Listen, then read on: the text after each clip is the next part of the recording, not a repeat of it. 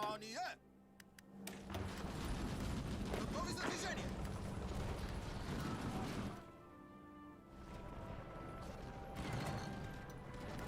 Какво ще наредите? Внимание! Продължавайте! Прикрийте се! Готови! Внимание! Внимание!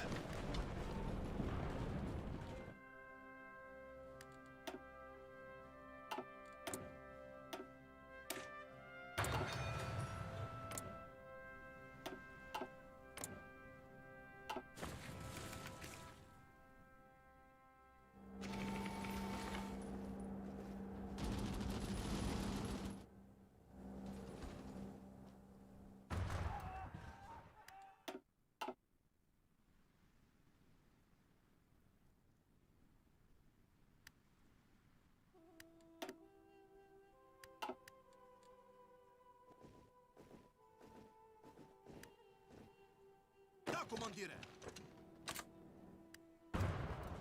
Внимание!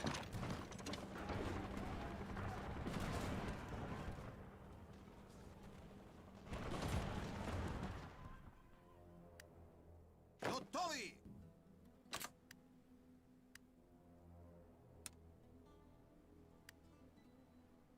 Заповеди, командире!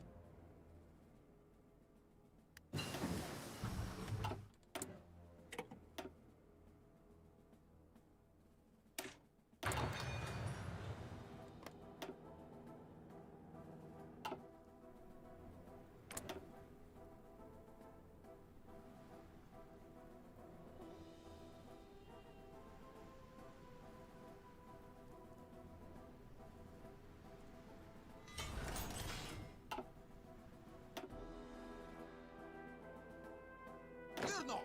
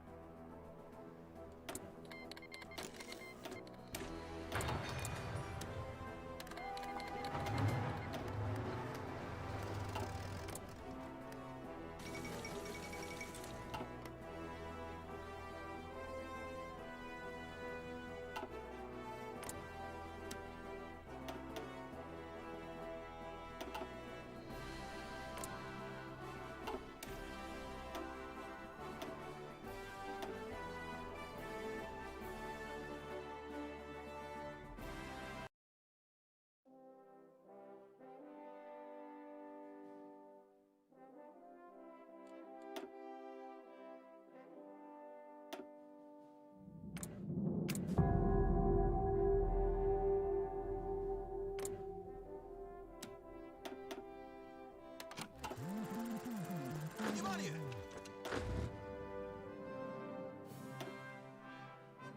Внимание! Готов!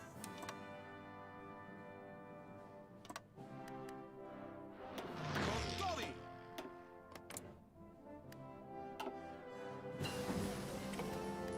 Разбрано! Готови! Внимание! Внимание!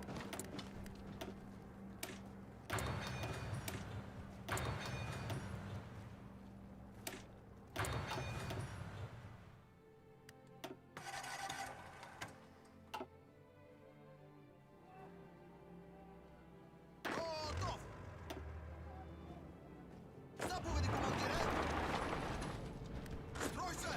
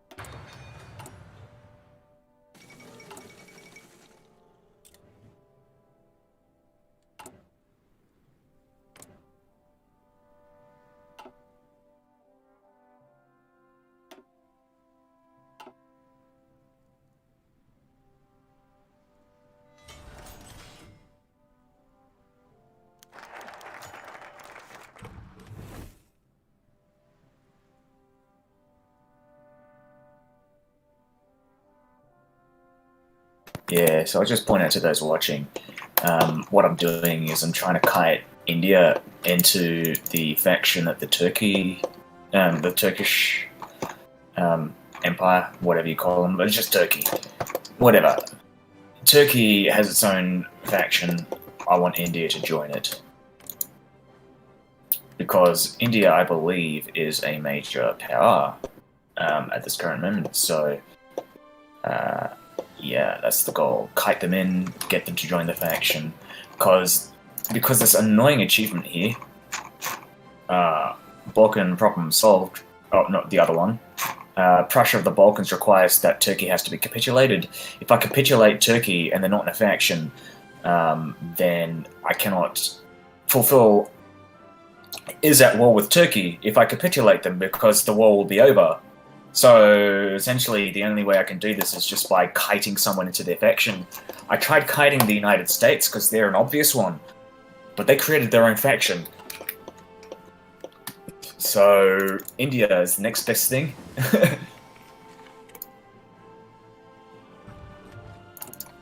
And there are definitely ways to encourage it as well. I've got a save that I can load back to as well because I don't intend to fight India.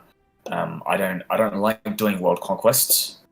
I don't like achievements that force you to do world conquests. Signed as an achievement, I'll have to say. So, and you can also argue that there are a lot of problems with Hearts of Iron that require that because of this that you essentially forced to do world conquests to achieve what is effectively just capitulate one person. There, you're done. You don't have to do anything else. Capitulate a person and have as this much land, but the fact that I have to like do this amount of like legwork is ridiculous. Where the fuck? Where the fuck? We're gonna try and take Balakasi. There's not much to it, really, honestly. Their units are cardboard. What the fuck? Hold on. Oh, fuck off. So now these guys are a part of the anti-Bolshevik pact. Okay, well, I guess... Fucking... Fuck.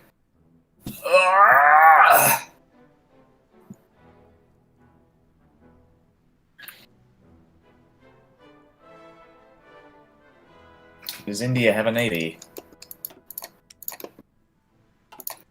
They have no navy. So what I can do... Jesus fucking Christ! What the fuck?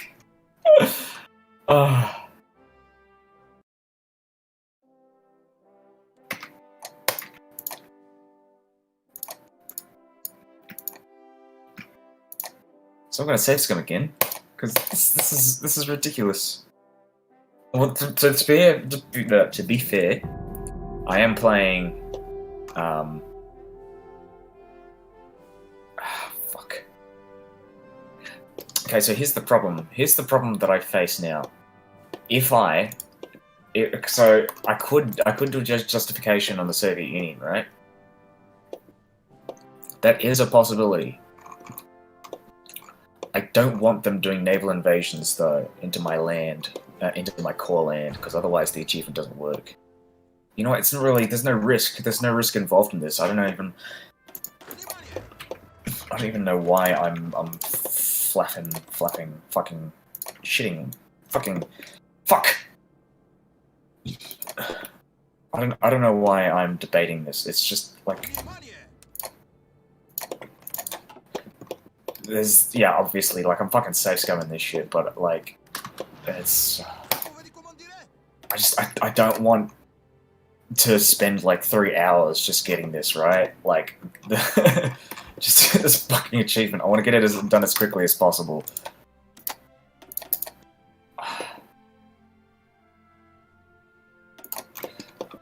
So India is not the one that I want to... fuck, I don't know. Who is a great power that isn't allied?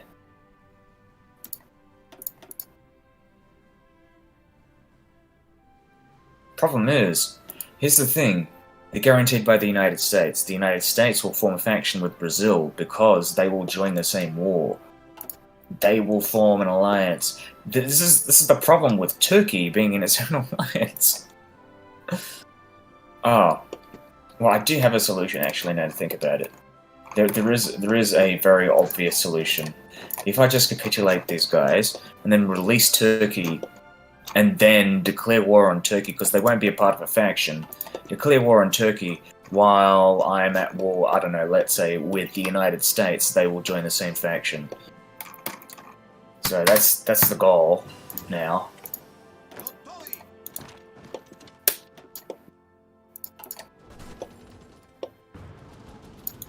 Готові!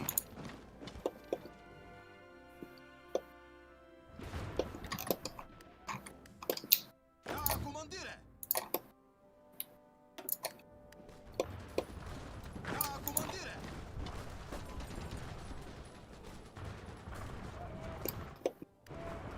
Внимание! Fuck. Заповіді, командире!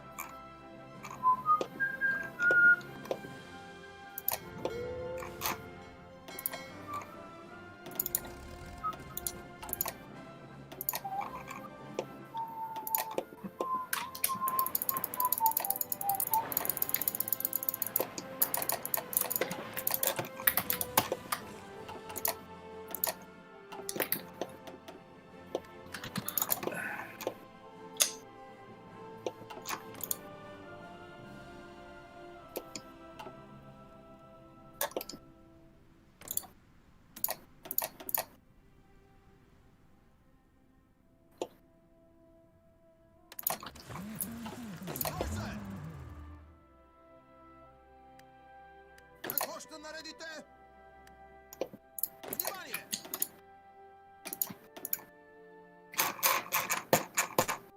Готові за движение! Вірно! Ви хочете нарядити?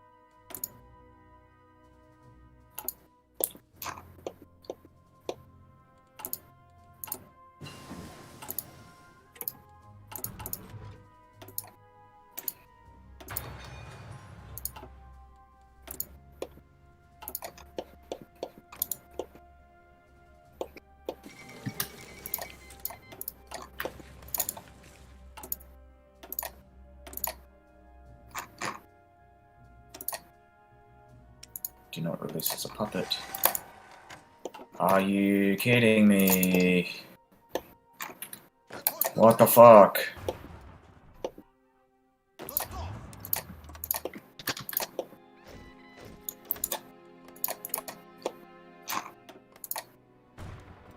Did I not have that as a core territory?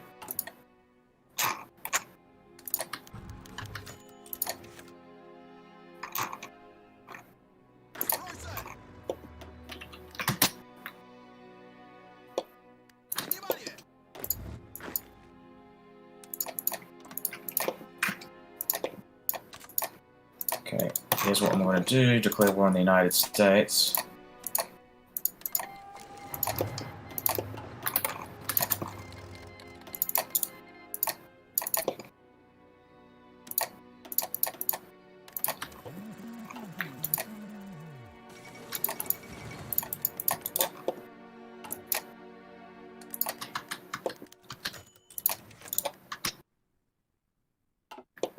$30.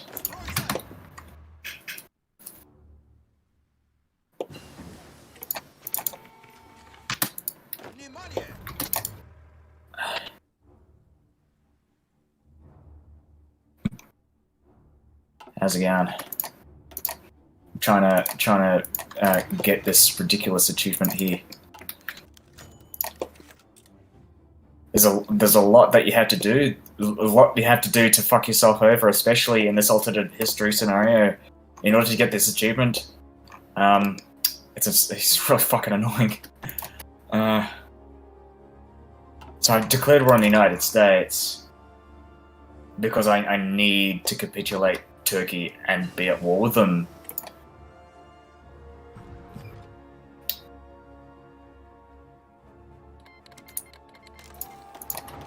Okay, are they going to join the faction?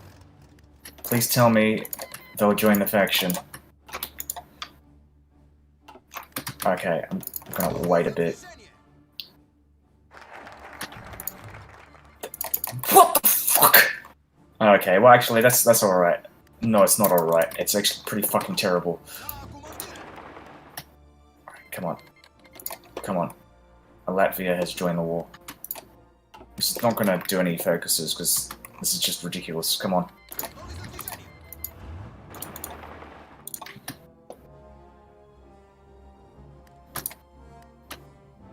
Okay, Latvia is... Oh no, come on, come on.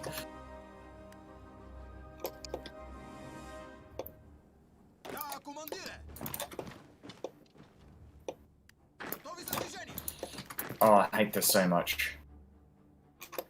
Okay, now I can't even do the achievement because they've... This is exactly what I didn't want to happen. I didn't want them to join the Mizmors.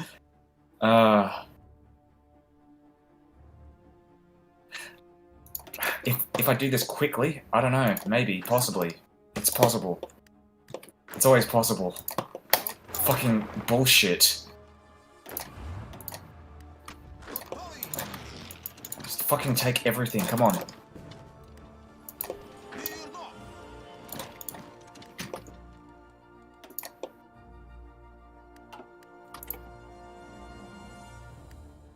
Yep, nope, can't do it. How do I do this?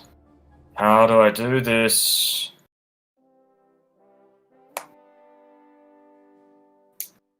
And plus Turkey gets like all of their troops too quickly.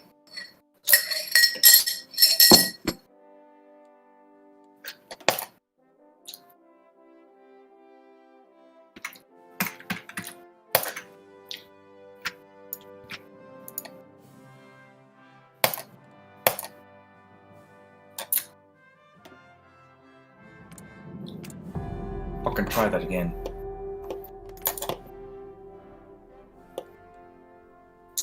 Maybe I invade India, I don't know. Not India, not invaded. Fucking, I tried that last time, it didn't work. It didn't fucking work. Alright. I guess I have to fight the war with the German Empire. I have to hold the land though, that's the problem. Germany has so many fucking troops.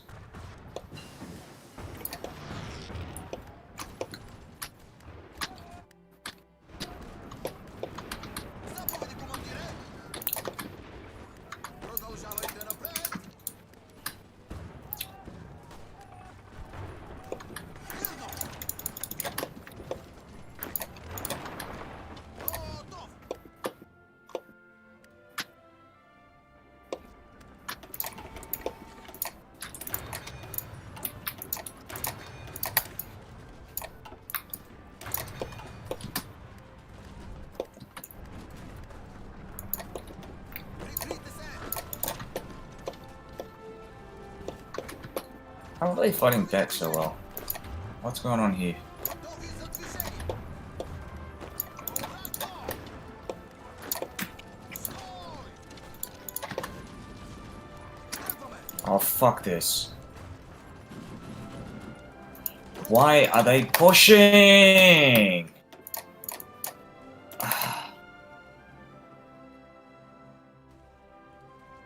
That's not even aggressive tactics, that's fucking suicidal. So dumb.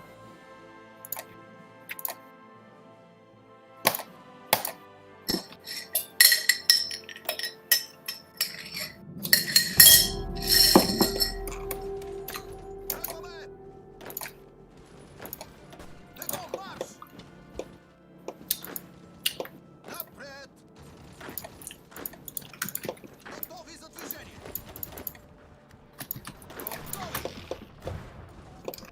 Готові! Готові!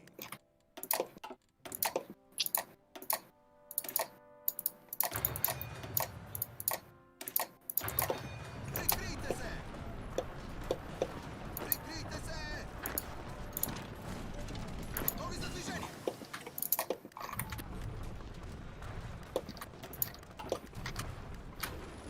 Готові! Стройся! Готові! So I do own this as a core state. Why when why do I give it to Turkey when I release them as an independent nation? Like, what is with that? It's so fucking dumb.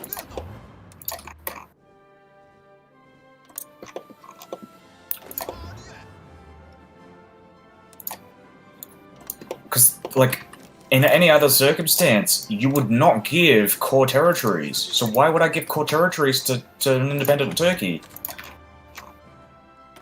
Sorry, a Turkey that I give independence to. This game is fucking bunk.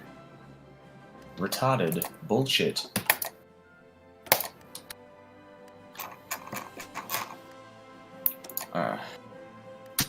Okay. We're not gonna release you as a puppet. I'm not gonna declare war on the United States. I'm gonna declare war on Germany. In fact, actually, no. Because I'm declaring war on Germany, I don't need to do that. All I need to do is release Turkey. Do not release as a puppet. And go and... we're gonna demand the Turkish territories. Oh, we actually got... oh, fuck. Oh, we didn't even get them as a core. Which makes no sense. Why would I get them as a core first? Okay. This game is fucking stupid. Внимание! Fucking hell. Готові за движение. Готов!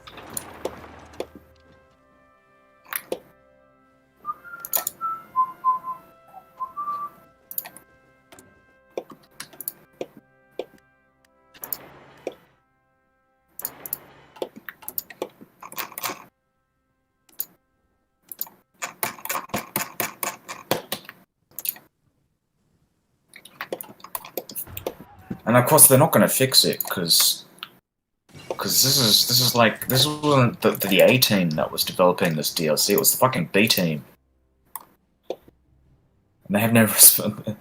I don't think they do this kind of thing. They don't do bug fixes, do they?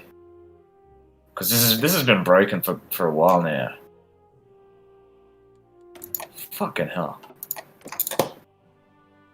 Ah, jeez. Внимание! Oh yeah, what am I? Why did I set a fallback order? I want to push. Готові!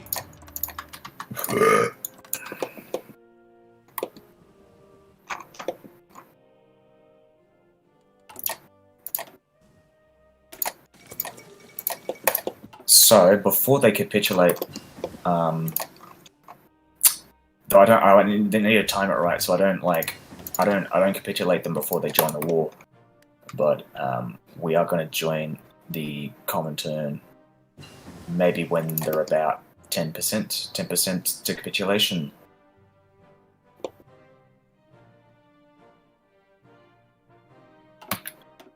Okay, come on, people.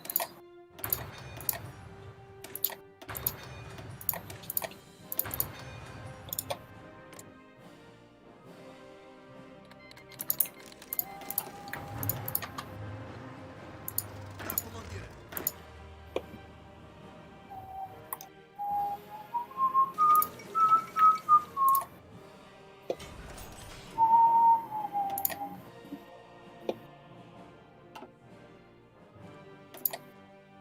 92%, 24% towards capitulation.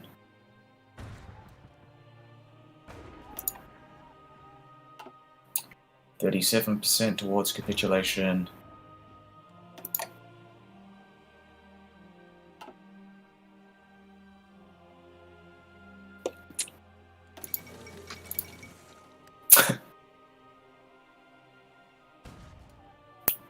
%59%, 69%. Okay, I think we're close. So what I'm going to do now is ask to join faction and join wars. So we'll do that, and then hopefully Turkey, they will join their military mods. Yes. Good stuff. And now, hopefully they won't push into my territory before I capitulate Turkey. Capitulate Turkey now. Go. Готові.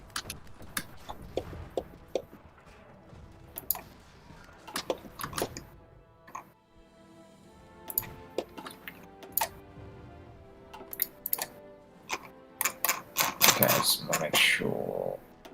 Fucking hell, so I need to take these islands back. Ah!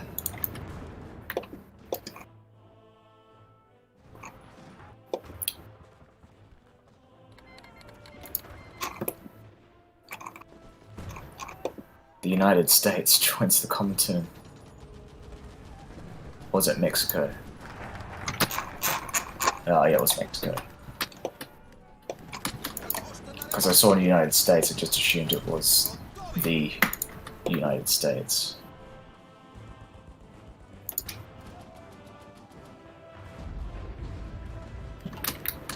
Fucking hell, come on. Oh my god, finally. Pressure of the Balkans. We got it. Now all I have to do is Balkan problem solved. I know how to do that one. Oh man. Oh man, that was so fucking painful.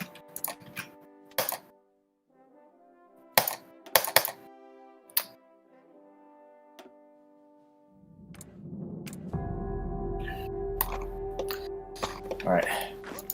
So go back to this thing here. Finish this war.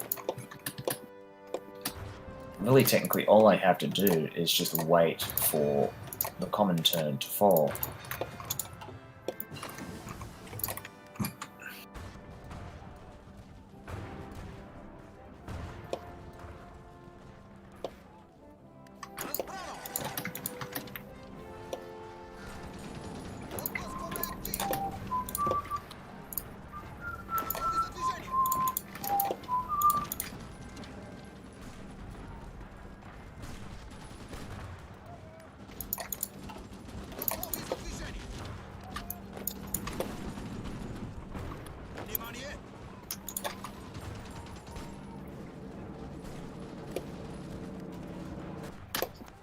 How come we haven't won yet?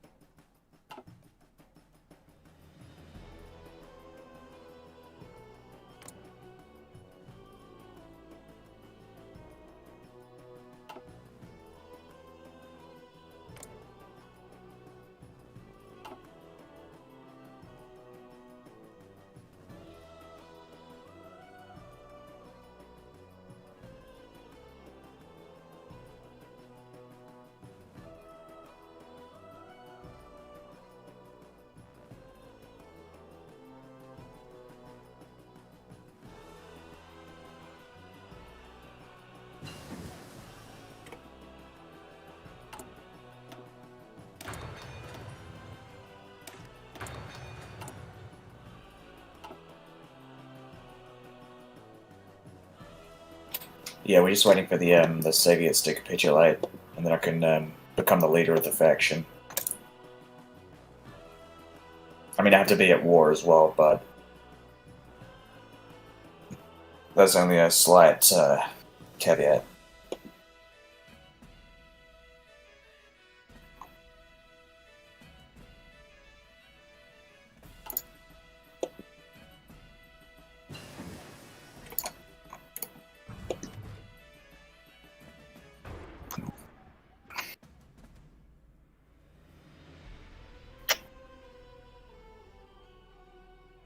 Da comandire!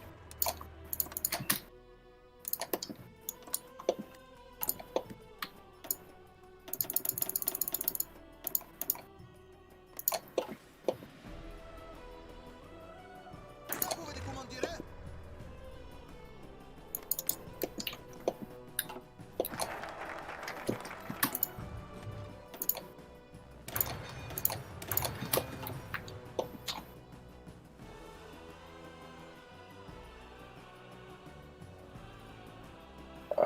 When are they going to collapse?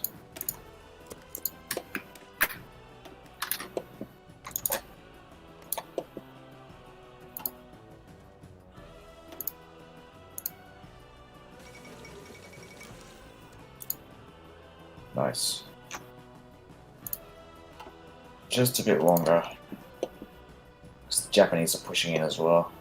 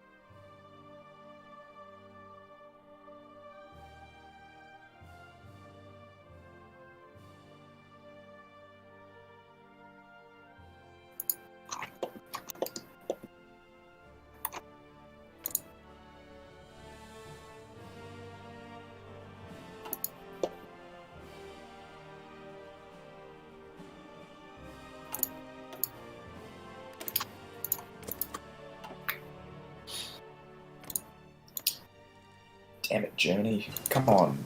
Hurry up.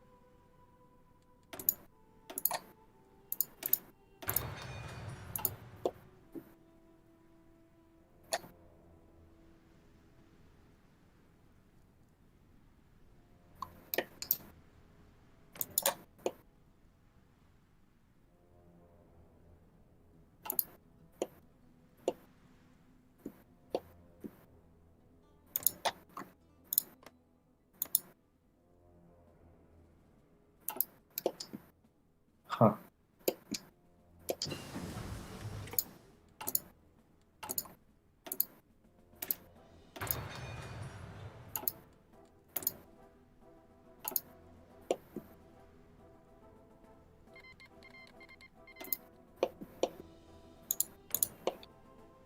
Wow.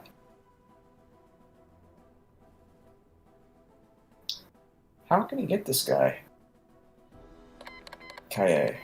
That's weird. I just,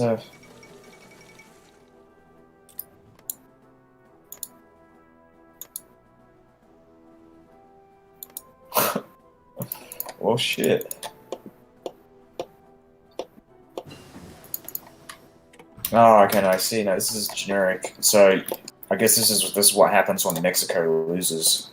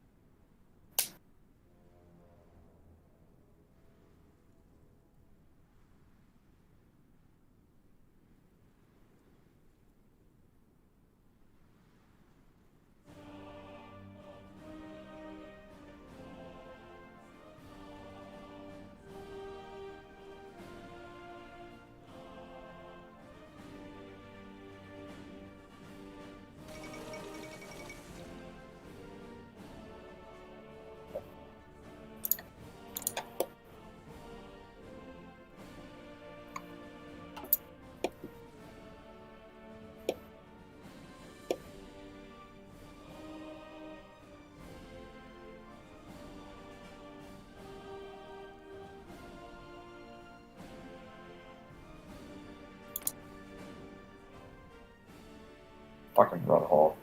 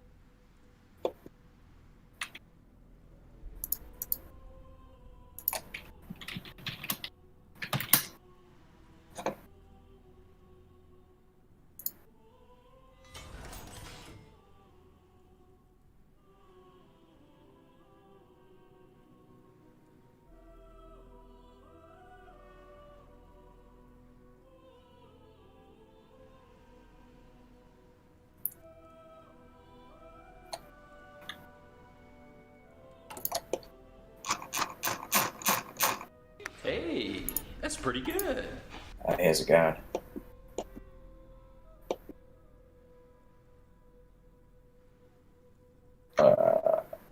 Luna Stream Manager. What?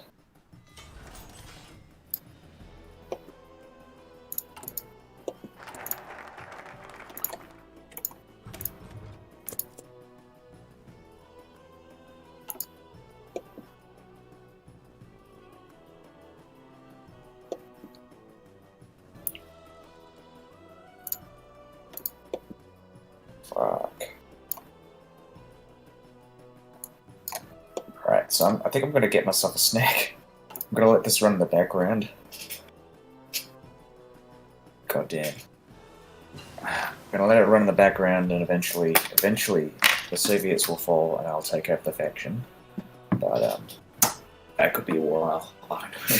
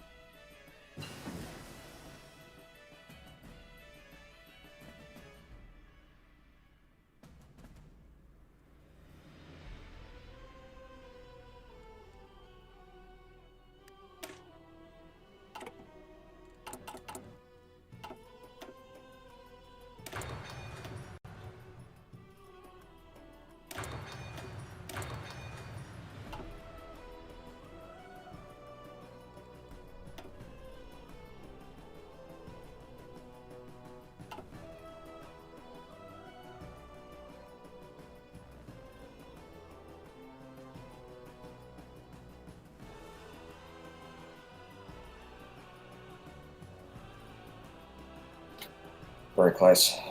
So close. So you might be wondering why I want them to capitulate first. Is this because they'll lose a lot of their troops in the capitulation? One of the requirements to take over the faction is that I have more troops than the leader of the faction. They'll drop down to like 100,000 troops or whatever, 100,000 in manpower on the field, and I'll be able to take over the faction. Not only that, but they'll also lose factories. I just need them to capitulate now because I don't like waiting for this.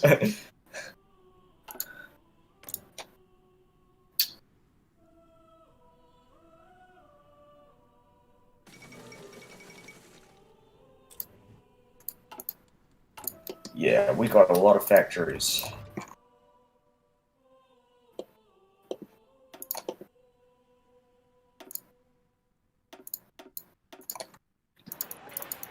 I just build random shit. This will give me enough.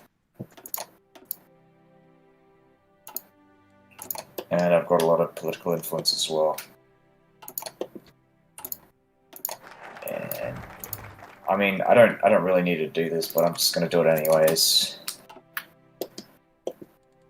Stuff to look at, things to do while I'm waiting for the collapse of the Soviet Union.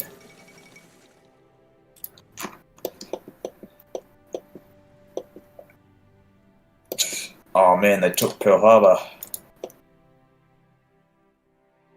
Oh well, I'm not sure actually, maybe that isn't. Which one is Pearl Harbor?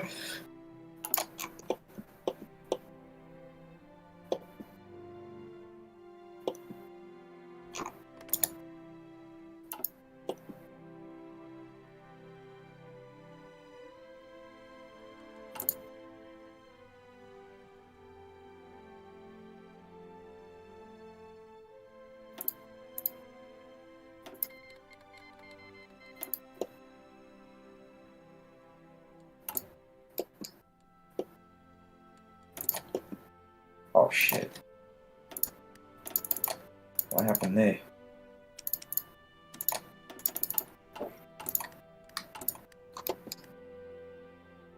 Oh, I see. I see. I didn't realize that. That totally fucks me over on in terms of like, yeah. I don't.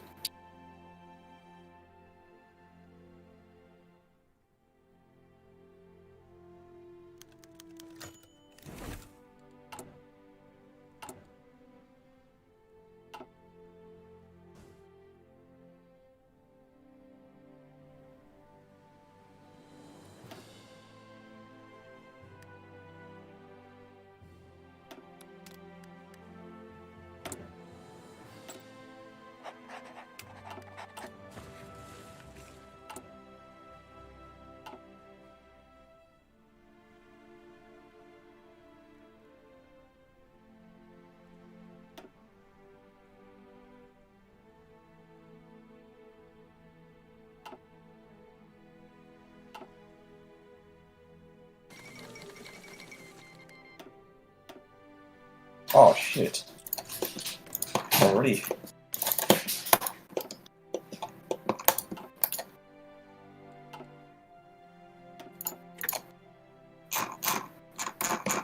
I guess I win just by waiting. Nice. I guess that's me. I'm done with Bulgaria now. Thank God. I really did not like that.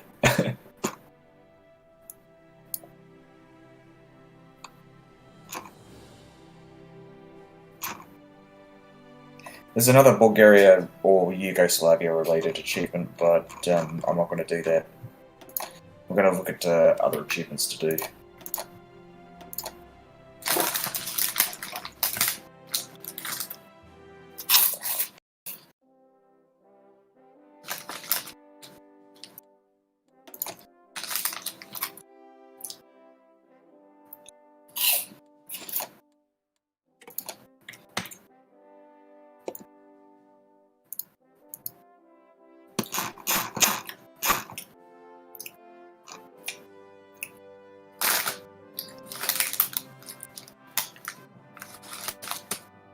As for Armenia, chain sides, no, I'm not doing that. That's boring.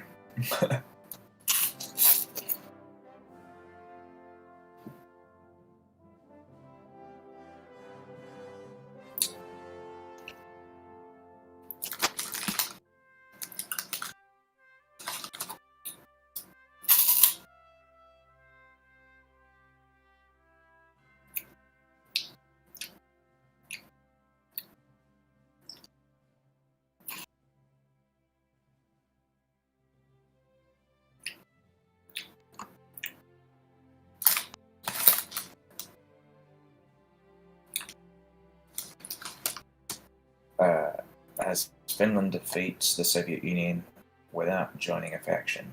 Wow.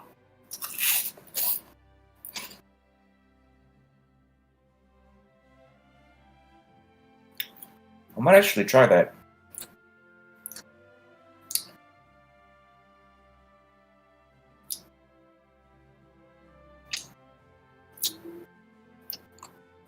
I'm also thinking playing as Turkey.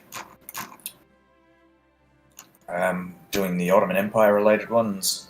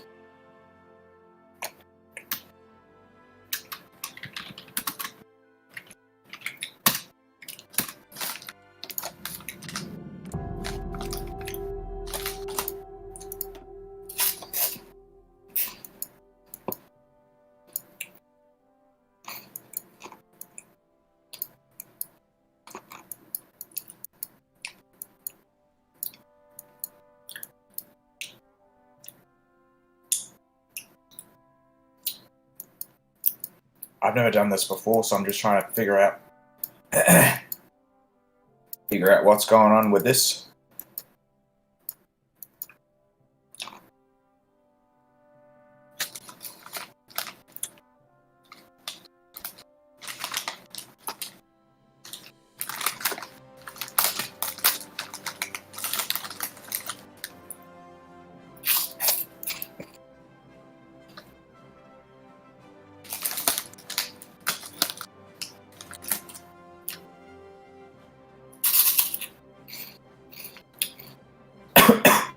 How's it going?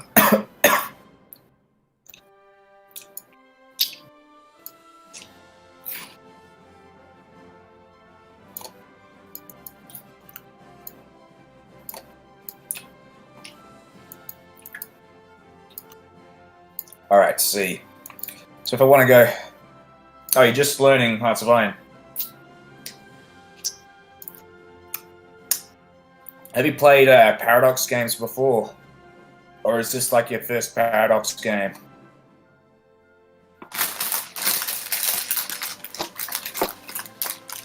Oh, you played Crusader Kings?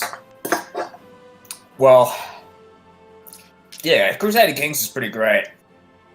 I started with Crusader Kings 2 back like 7 years ago or whatever. So I can definitely agree, like, it's probably one of the better Paradox games out there. This is very different. Obviously, the time scale is much more concentrated. There's this, it goes by hour as opposed to every day, and it's very specifically a World War II game. Well, if you go historical, of course, a lot can happen if you go non-historical, which I have done. Like in my previous game, where one of my previous games, where I was playing as the Bulgarians, I formed the Balkan Federation as the communists.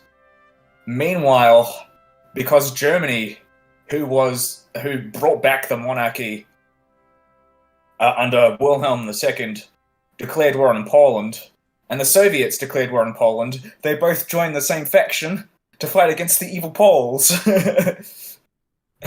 And subsequently, Edward VIII, as the sole governing force, because he took over the British government essentially because he happened to marry Wallace Simpson, also joined the Soviets. He joined the Comintern with the Germans because there's a focus.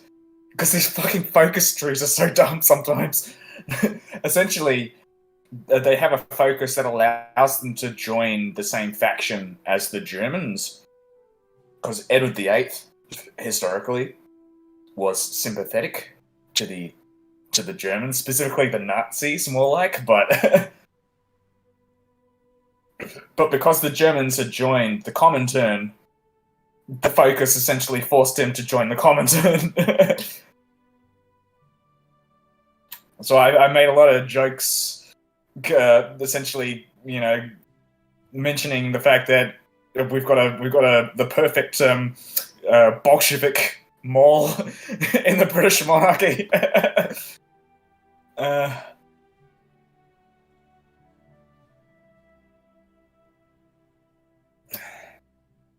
Anyways, so yeah, focus trees in this game because they're very linear. They can lead to very stupid but hilarious scenarios, alt history scenarios. I mean, I like it when when these focus trees actually work. And it can look really great, but usually they don't because they're very very railroaded, for certain things like faction joining and stuff like that. It's weird. Anyways, I've never played as Turkey. These focus trees for the Balkan nations are actually really complicated, and there's a lot of hidden stuff, unfortunately.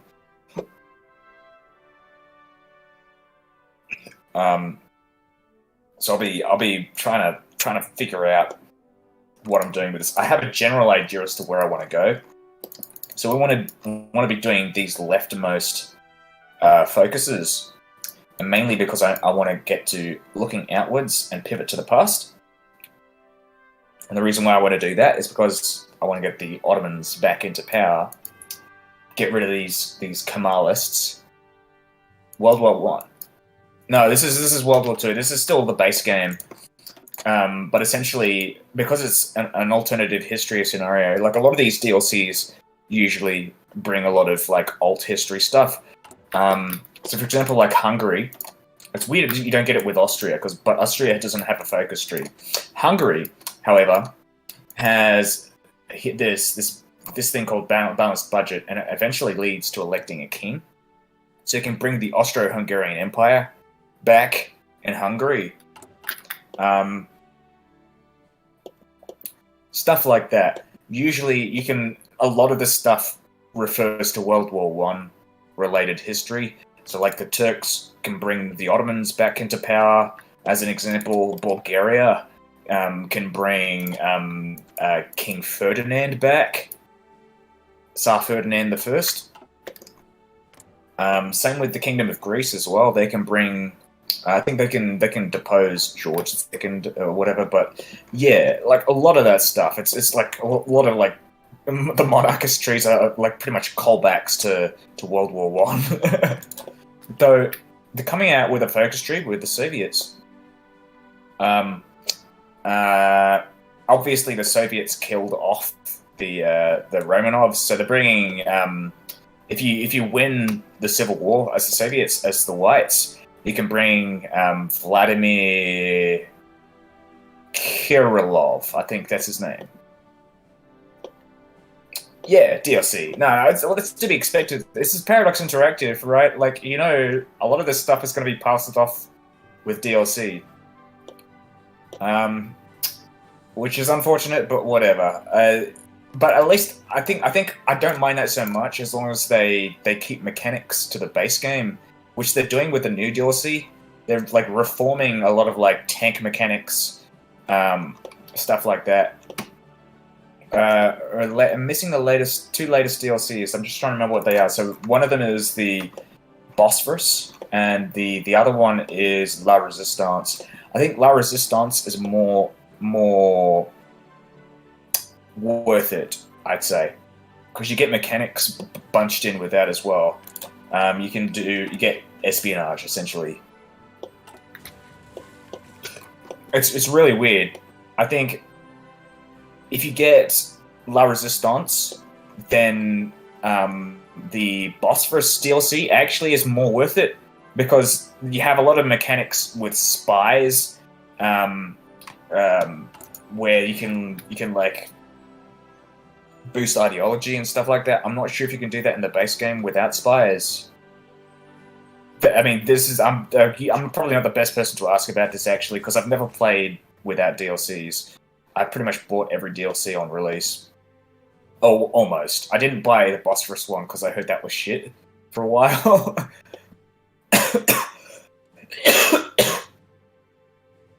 Anyways, actually, I'll be right back. I'll be back in like a second. I just got to get myself a drink. I've been eating fucking spicy Cheetos, so I gotta wash my mouth out. Oh fuck.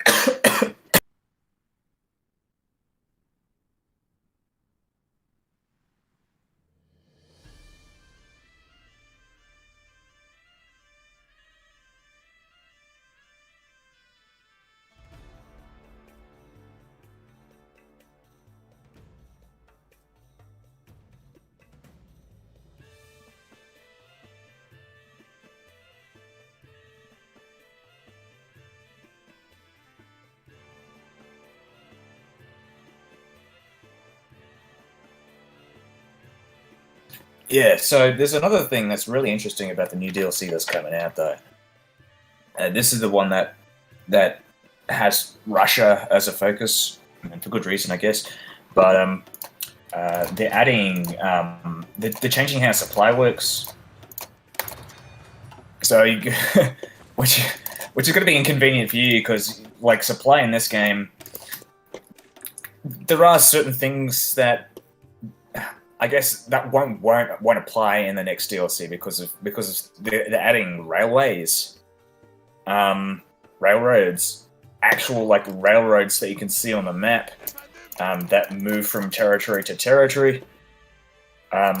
Because of as you may know, I don't know if you do, but supply is not as streamlined in the game at this current moment. At this current moment, it's like it relies heavily on these supply regions. As you can see, the borders here. It's not very good. Usually, you often find that when you move into a supply zone, especially if you're doing like a blitzkrieg style tactic where you've got like lots of tanks pushing on a breakthrough, you don't really, like, as soon as you reach into the supply zone, if your infrastructure is not strong enough back here, you are going to completely collapse. Like, you cannot push any further, and it's usually there's a mass. There's no grace for supply. At least from my experience, at least not as much as there should be. So as soon as like you move into a supply zone with like lots of I guess heavy units, you just completely crash. So it kind of, like at this current moment, because of how supply works, the game kind of works a bit more like a World War I game than a World War II game, where like you essentially need, unless of course you resort to unconventional tactics like Scorched Earth, you're going to be maintaining massive front lines and breakthroughs that you know, that very even breakthroughs. You don't really get like the kind of like blitzkrieg breakthroughs that you should be doing. You keep losing wars because you cannot push up on the lines. Yeah, one of the best things to do is have like let's say expensive high-tech geared units, special like clumped up. Let's say, give me a sec. I'll explain it while I when I get all of these when I finish my industry. I've got to set this shit up. Submarines are the best. Montreux Convention. Okay, so I've just pretty much finished. Now I might as well like let the game run because nothing's going to happen for now. So just imagine this tile here is an enemy. Generally, what you want to do when you're pushing through is to try and find a tile that has the most, from the enemy's perspective, the most tiles opposing it. Like this, for example. If like this, okay, we'll set two armies here just to make it a little easier to understand. So the purples and the blues are two different separate enemies. This tile is perfect, right? Because it has three tiles fighting against it. You can increase the amount of battle width. I'm not sure what the terminology is, but it's like it's width. So because you can flank essentially the tile, you have more units can participate in the battle. Is essentially what I'm trying to get at. And it increases your chance of breakthrough. So if you can find tiles like that, just get all of your units and just push in like that.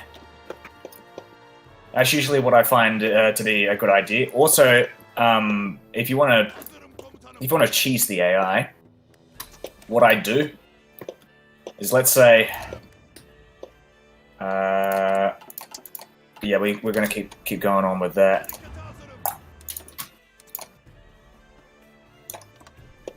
Let's say you've got a front line here. Usually, what you think the best thing to do is just you know, try and fill in the the front line so that your troops can block the enemy from getting into your territory. One of the things that I found in this game is that Scorched Earth is kind of like a really great idea. What I'd do is I'd actually reduce the front and let the enemy seep in. The reason why I like doing that is because the enemy essentially overextends their troops, and eventually, and not only that, not only do they overextend their troops, but you can essentially form the front line so that you can concentrate a significant amount of troops with high supply, and you can find let's say like weaknesses in their line more easily if you just let them move into your territory. Once you do, you just push in, find that weakness in their line, and just exploit it as quickly as possible. If you can find like bottlenecks in terrain and stuff like that, that's even better. Then you can just like let's say, I think one really great example is when I was playing as Greece, because I have a better navy than Turkey. What I usually do is I form my troops back here with Thessalonica, or even back here as well. It really doesn't matter. Essentially, let the Turks stream in. I've of course got all this planned out in advance, because you need like something like 70 days to get the naval invasion. What you do is you prepare your naval invasion to start hitting these ports. You want the port here. I'm not sure there's a city here, but whatever. And Istanbul. These two ports. You let the enemy like stream into here, because then you know that like all their troops are on the front line. You do the naval invasion. In fact, actually, yeah, no, you don't want to move it back here. You want to move to either here or here. You don't want them getting another port, because otherwise they'll get supply. Anyways, you do the naval invasion, you hit these two ports, and then you take the European part of Turkey. Because there are no ports in between here and here, because you've just taken this, and you already own Thessalonica, this bottleneck provides the perfect like choke point for supply against the Turks. Because the Bulgarians, obviously, they don't give a shit about this war. And it's a war crime if they walk into Bulgaria, or at least, I mean, if this were like real life, obviously, or at least it would be against the conventions of the Geneva Convention or blah blah blah. But essentially, they can't move into Bulgaria. They've run out of supply, and they've got no ports. So you can essentially encircle that massive amount of troops, and you can rinse and repeat as well. Like, this is not something you do once. You can keep doing it over and over again, and eventually they'll run out of manpower. I wouldn't advise it, because you want the manpower for yourself. But yeah, I did this as Greece, and you kind of have to do it as Greece because they don't have many troops. You're stuck with 10 troops at the start of the game. You can't really improve your manpower laws. And even if you did, you'd only get another, like, 100,000 troops. Turkey, they improve their manpower laws. They can get about, like, 1 million troops. So you gotta, like, deal with the Turks really, really, really quick and precisely. So tactics like this would save you so much time and effort that you would normally spend in, doing conventional tactics.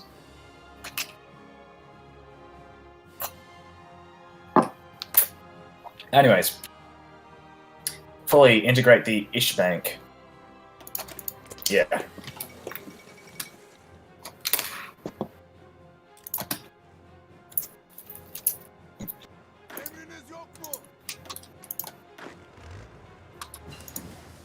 You got what?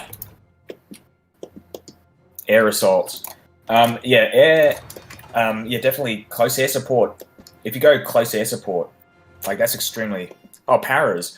Yeah, people don't like parachutes. I think they kind of, like, they kind of work, I agree. But the problem is they require a lot of effort, like doing each parachute drop. And that's assuming also you have air support. like superior air force. Greece does not have a superior air force, so you can't do parachutes if you don't have like air superiority. It doesn't work all the time. You can do parachutes. It really depends. Depends on who you're fighting. And I think you can. There is a grace period of like 1 hour for when you declare the war, where the enemy does not have air superiority. So you can do parachutes, but like only in the first hour if you have a weaker air supply. Air force. And it's all contingent on whether you actually want to lose manpower. Manpower is extremely, extremely valuable as Greece. Or at least in the first, like, however long. Oh man, I should be picking these guys. What was I saying? Greece needs manpower. If you lose manpower on like parachute troops, you better make sure those troops are getting the or not getting encircled. And not only that, but also landing in territories where they can land.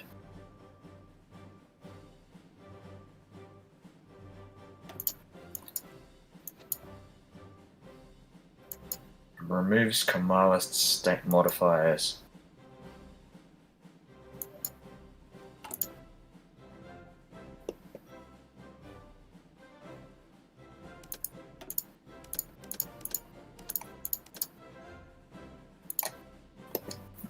Well, we don't want to. We don't mind them doing that.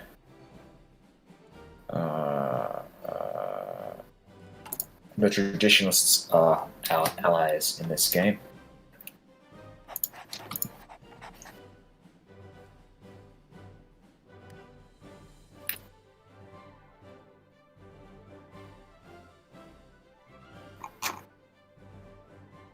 Pan-Turkic. Nice.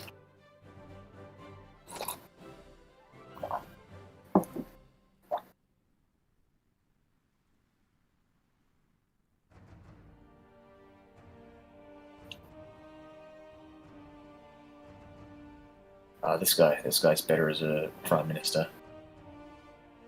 Oh man.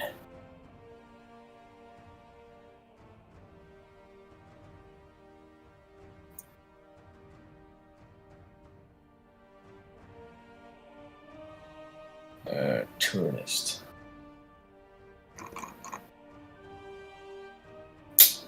I'll go with the financial expert for now.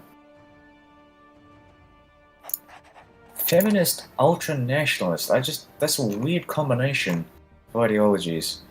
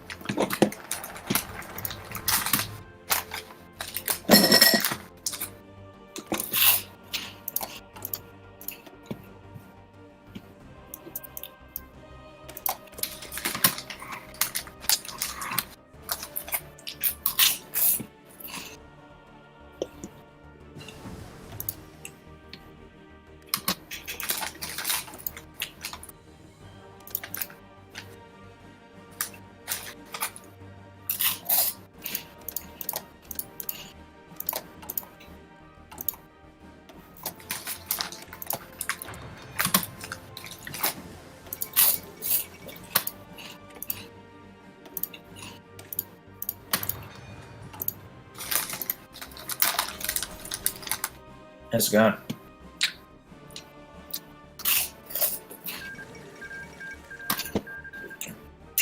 Oh yeah. No, you're right. Oh my god.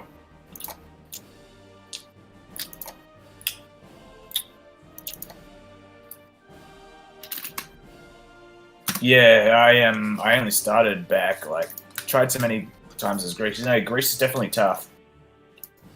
But I think I've pretty much, like,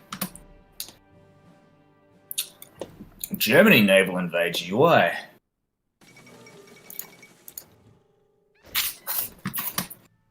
Are you playing democratic Greece?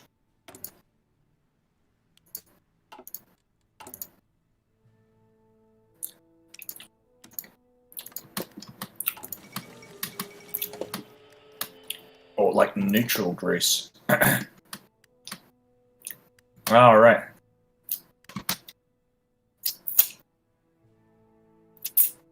So I got a question for you.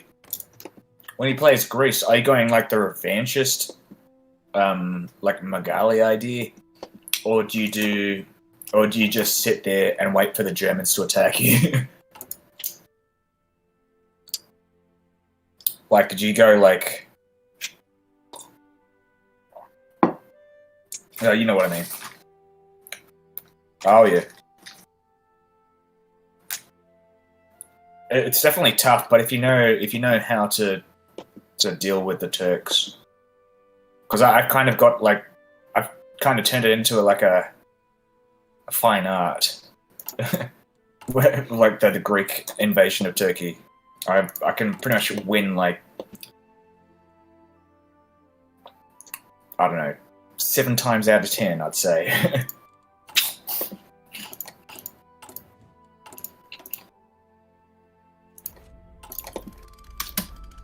What does it mean? A big idea. Megali.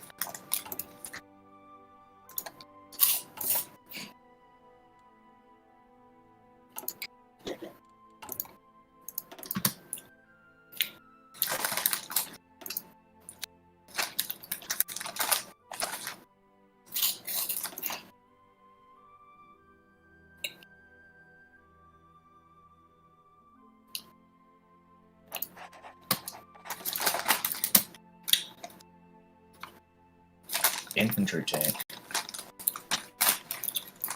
I guess that is an infantry tank, isn't it?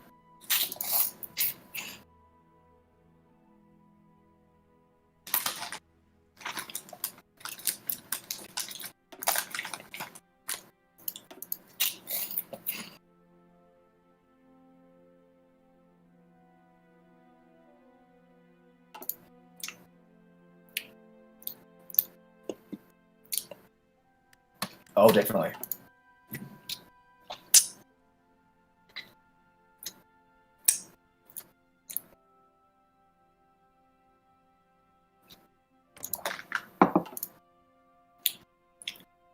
Especially in this period of time, there was a lot of like genocides.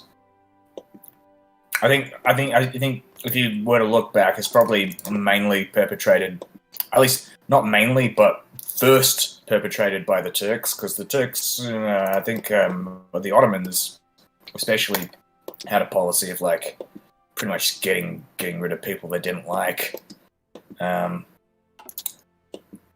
there was a lot of that. They did that to the Greeks, and the Greeks did it back to the Turks. And there was this, like, I think, from what I remember reading somewhere, they made this agreement. Essentially, was self-determination was a big thing back in the 20s and 30s. So they made an agreement to essentially deport like all the Greeks from Turkey and the Turks from the Greeks from Greece and stuff like that. Mm. Oh yeah, definitely. No, Greece definitely has had a claim to those lands. No, to be fair, a lot of people have claims to this land. Like Bulgaria has claims to this land as well, because this is Bulgarian for quite some time.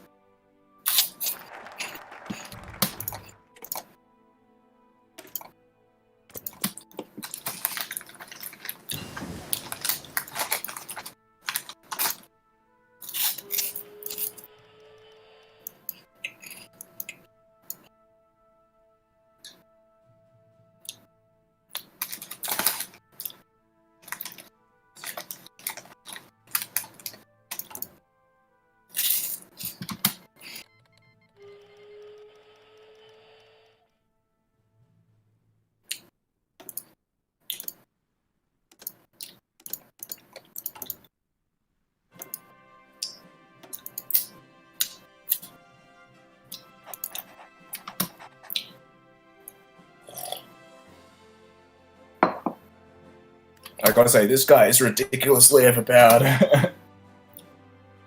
And especially knowing that we're gonna go turn into the Ottomans. We don't have to do any of these decisions, I don't think. Like, these decisions are gonna disappear, I think. I could be wrong, I don't know, but it feels like, yeah, if you're not gonna spend it on decisions, spend it on this shit. This guy's gonna die soon as well.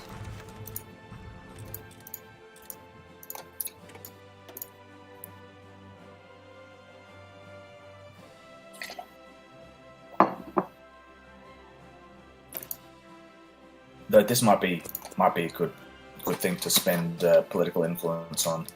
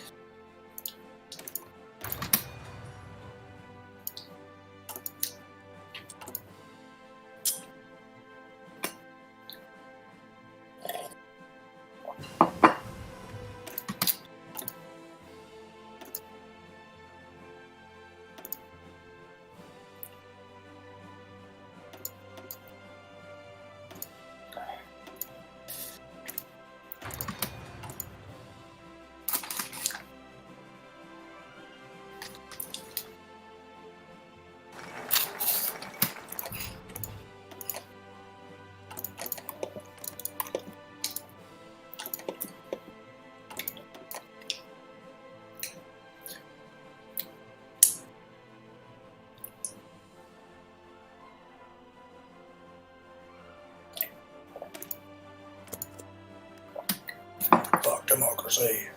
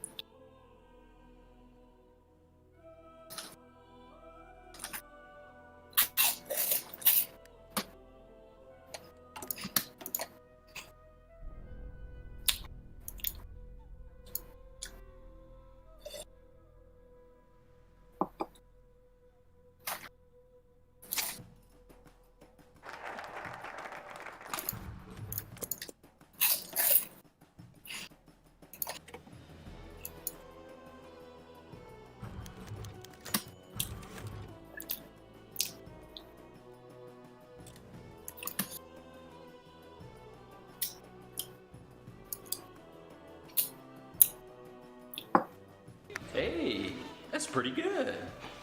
Oh, thanks.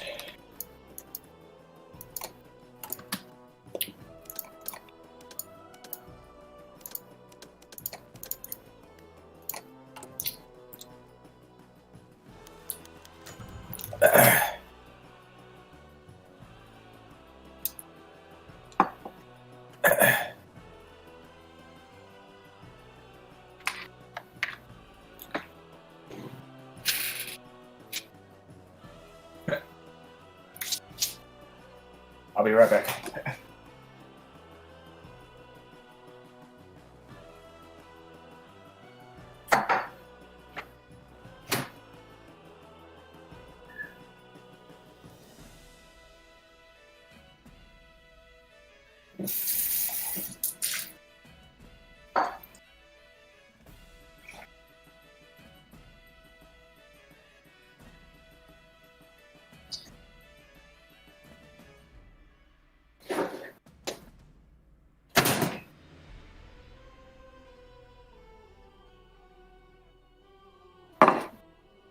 What is the date today? Oh god.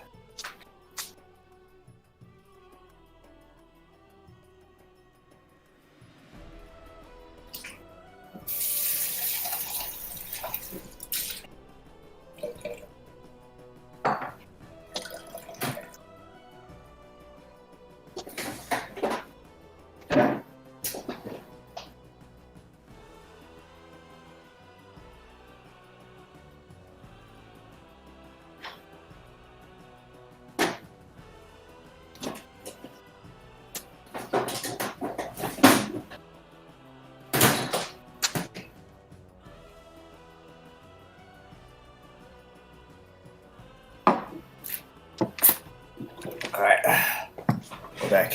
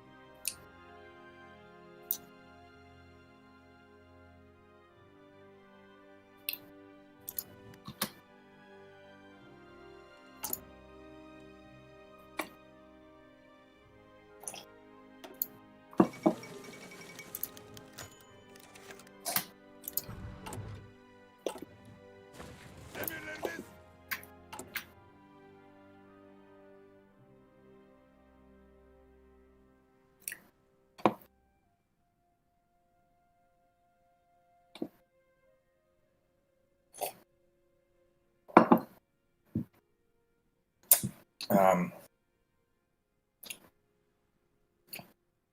it could be many things. I don't know.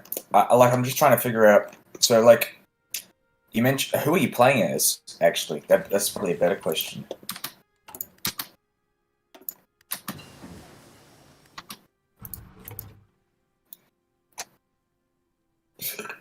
And you're fighting China.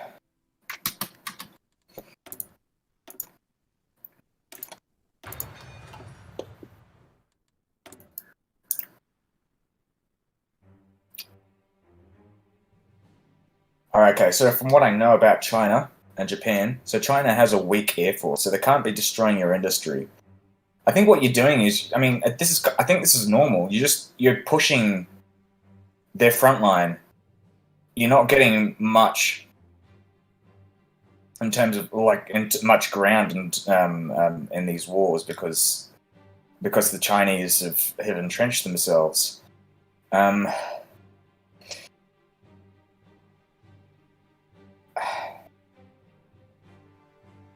what I'd advise you do is you get like your best units, your tanks, your cavalry, and focus them on one territory. Don't have your other units push, because then you're just going to run out of supply. And you're going to run out of equipment. Because that's essentially what you're doing. Send them in a naval invasion. That's a good idea as well. Essentially, what you want to do as Japan is increase your front. You don't want to push into like a small corridor like up in Beijing. You want to do as many naval invasions as you can, and once you do the naval invasions, you want to push out as quickly as possible.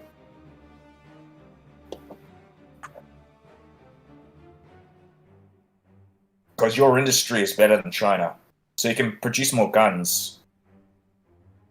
I mean, China has more manpower, but if you can essentially cripple them quickly, then they're not going to have the infrastructure, the factories to produce enough weapons to get the manpower out there to stop you.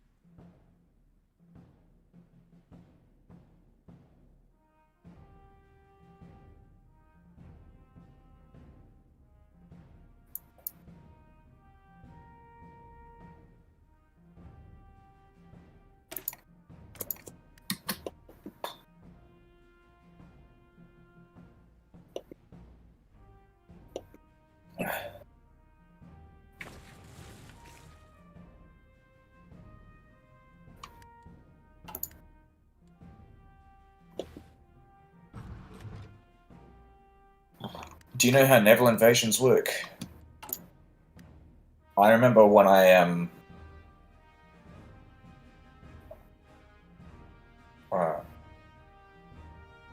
when I used to do naval invasions, it wasn't really clear. I guess they've improved naval invasions, but essentially what you can do here is you can extend the naval invasion so that when you do the naval invasion, you press play, your troops will go 1, 2, and then land into all of these zones if you turn them orange. So it's extremely useful for when you're doing a naval invasion, like in China, for example. You'll probably want to do that. You want to essentially extend as many troops across as many ports as possible.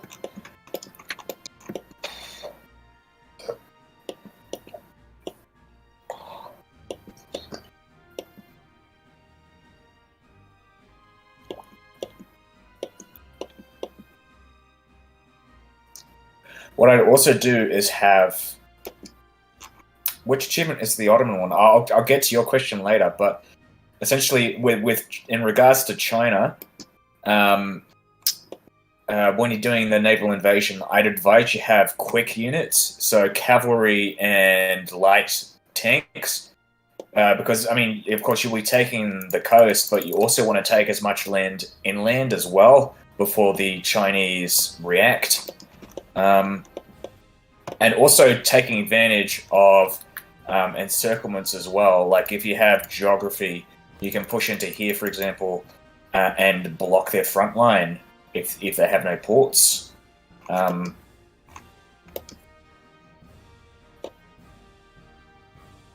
Yeah.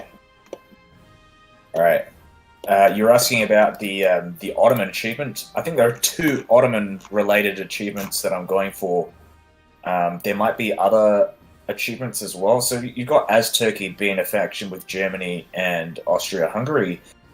Very situational. I mean, I'm going to try and go for that in another playthrough, possibly.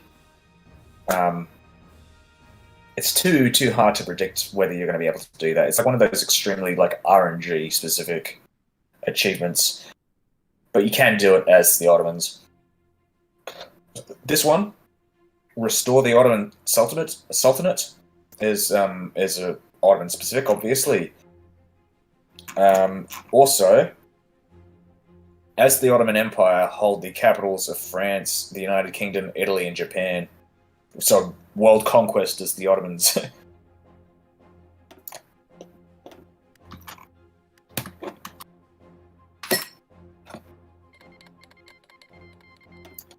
Turkey and I guess the Ottomans, by extension, have very interesting. Oh, he's dead. Well, it really doesn't matter because I just replaced him with someone else. Yeah, what was I doing? I'm zoning out here. Active Rome formed. Oh, nice. So Italy is going to oppose the Germans. Fuck the Germans.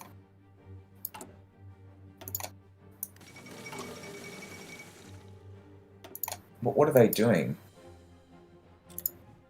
I'm just trying to figure this out. Is Hungary going to go balanced budget? Because if they do, that would be amazing. I'd like them to go down the Habsburg path.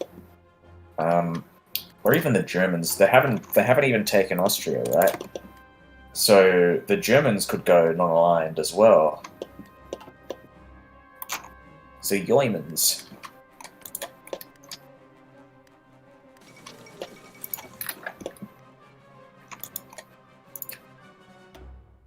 I hope I'm going to be able to pivot to the past. I don't know what I need to do that though.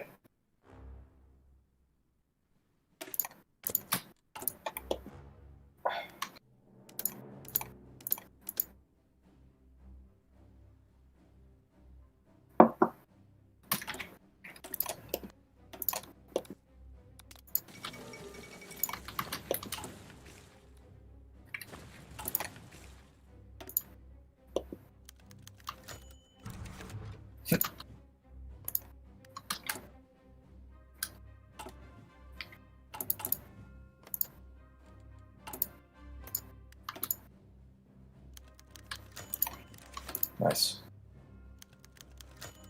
Fucking hell. Come on. It's just so random. What am I supposed to do?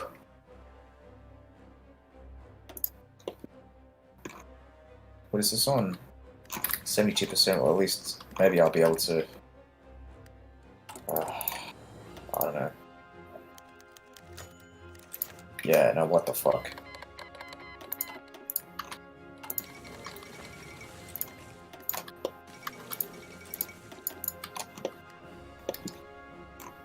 Wow. Okay, so the anarchists might actually win in Spain. I'm hoping they do. Actually, you know what? I'm going to send some volunteers. Just realised I can't, but if I could, I would. Go defeat the communists, you fellow anarchists.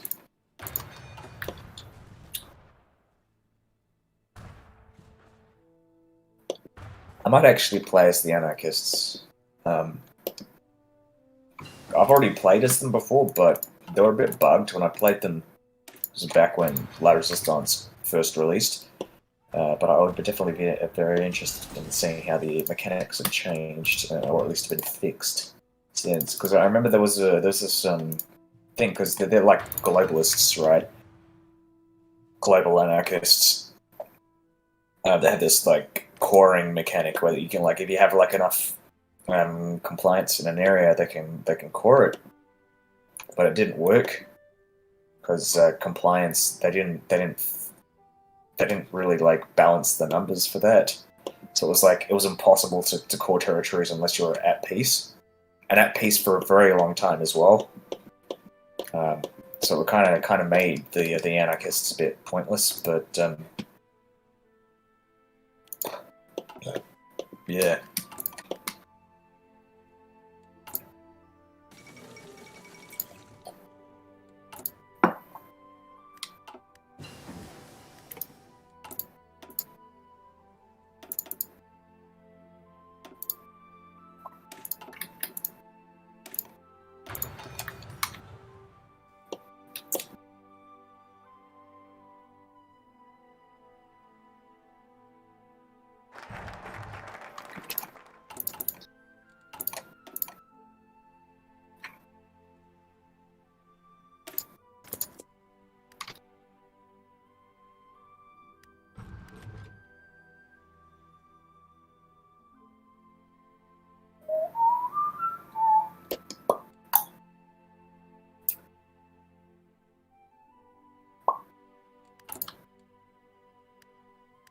Yeah, get rid of those Kemalists. Fuck 'em.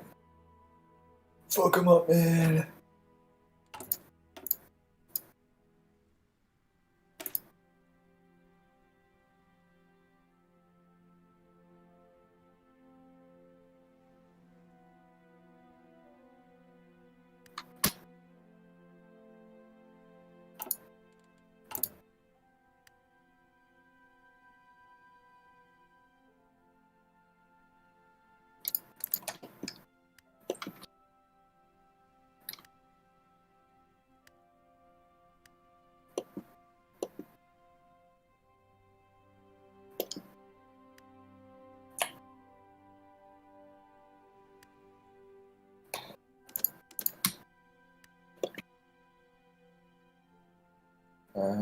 Compliance. Nope.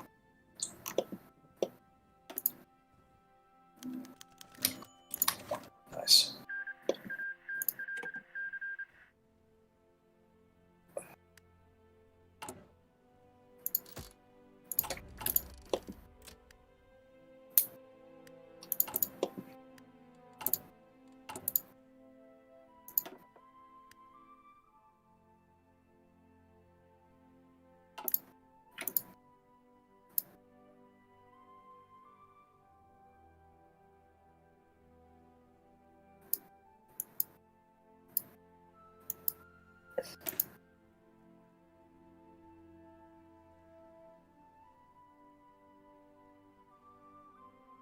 How do I handle rebels?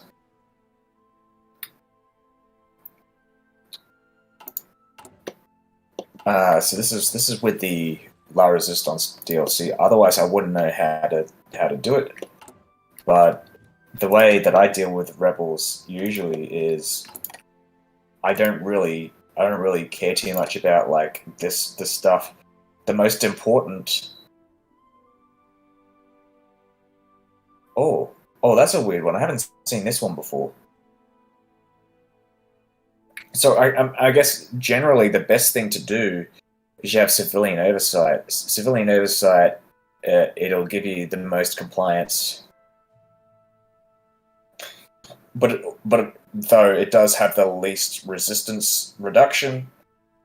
But you want, essentially, the way that rebellions work is you have two modifiers, resistance and compliance. Compliance essentially is, depending on how long you've held onto the territory, your compliance will be at a certain point. Where, like, let's say if you're on high compliance, resistance gain will be extremely slow. If you're on low compliance, resistance gain will be high. So a lot of these resistance things here, I don't know what they're called, resistance laws. These will either they will usually decrease the amount of resistance gain at the cost of compliance gain. I don't like a lot of this stuff because it's not. And a lot of the more effective resistance reduction related laws will require more manpower to enforce. So I usually just go with civilian oversight because that's like, I mean, it doesn't have the least amount of like police, I guess, for holding onto the territories, but civilian oversight, that's the best law.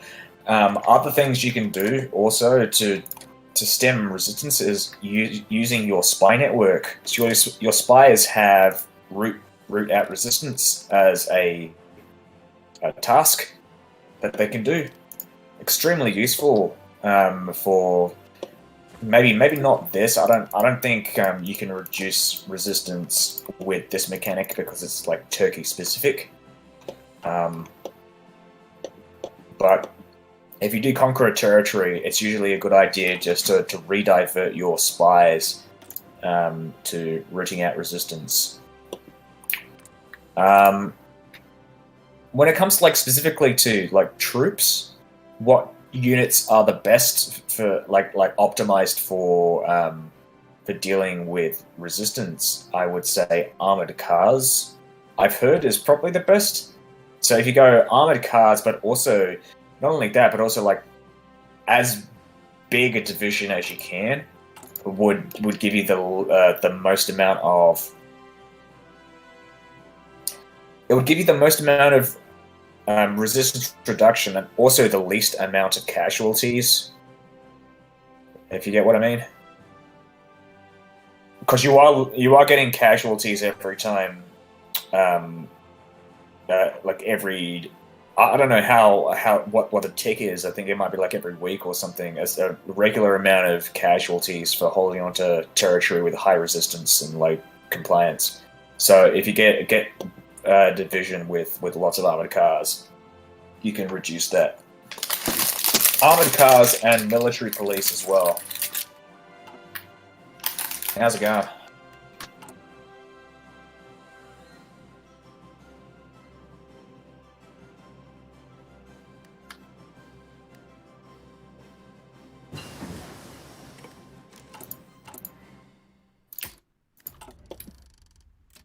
Yeah, I'm just essentially working, for those just watching who've just joined, I'm essentially just working my way through the the Turkish focus tree. I'm hoping to get Pivot to the Past, but unfortunately, whatever is required to get to this is obscured. Like, I don't know, maybe it's Purge the Officers, maybe that'll do it. But one of these focuses somewhere would give me the ability to return. What is it? What was it? The modifier that I'm looking for is Yeah, inviting the Ottoman loyalists back to active service. But, I mean, from what I've read of Purge the Officers focus, it really does seem like I'd be replacing a lot of the Kemalist officers with traditionalist officers, as it were. Ottoman officers. So, but that's the plan, hopefully. We can get that.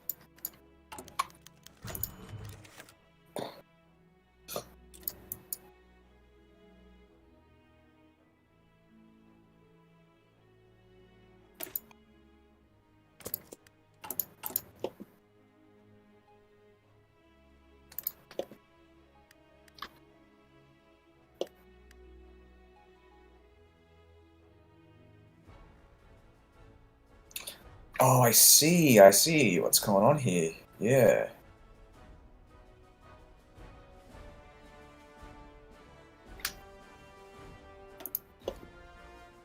So I can actually integrate these territories.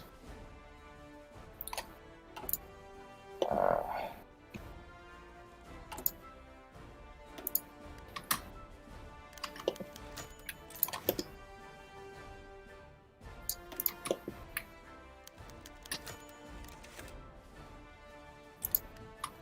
fuck me.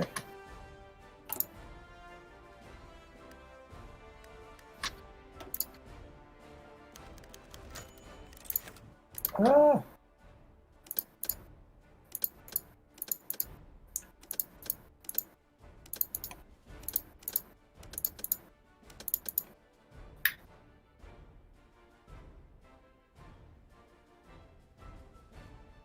Oh yeah, this is actually a really good idea. Bam. I'll take those scientists.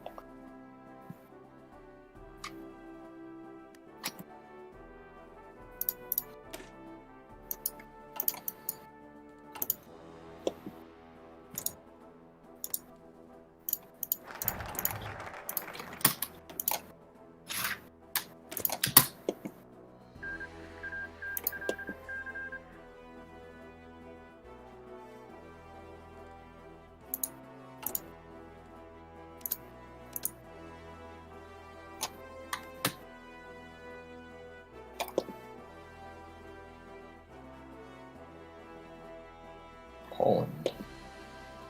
Strange.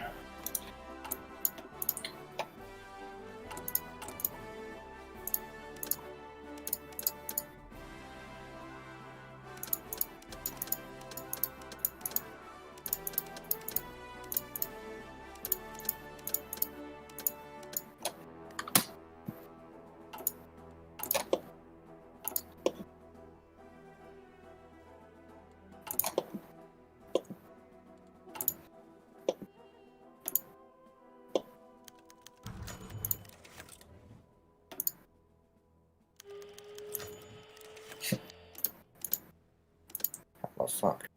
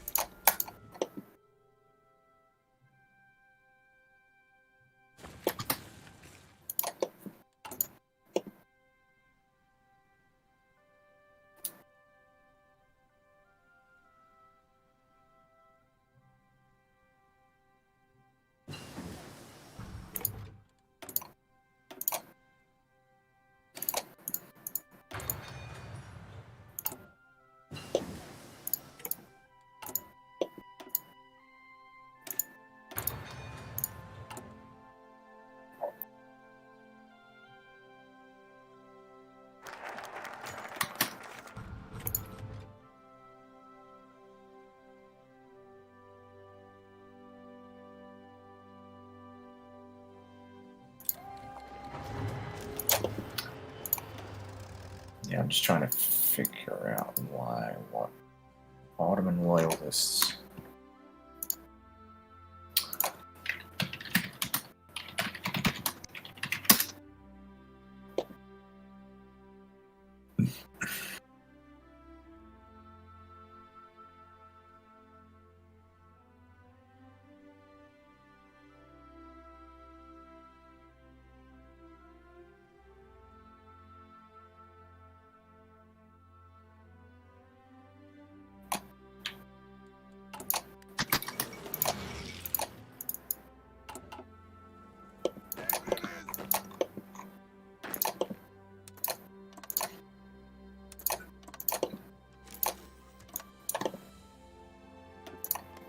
Harekete hazırım. Toparlanın. Emriniz yok mu?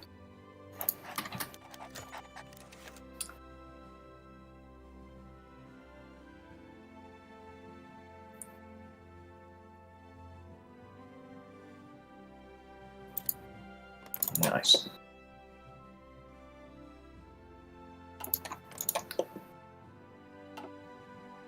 Emirleriniz için hazırım.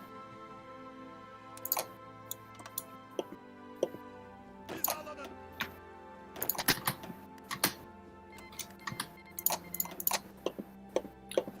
Okay, we're gonna slow things down, but I should be able to win this war very quickly. There's not much to it. Emriniz var mı? Emriniz.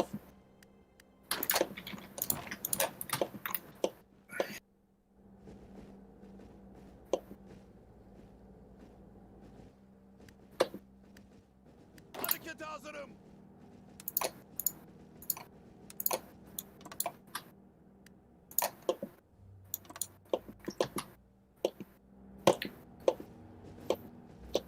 Hazırım komutanım.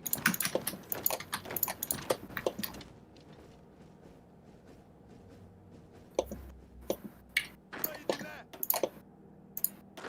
Baş üstüne efendim. Beni dikkatle dinleyin.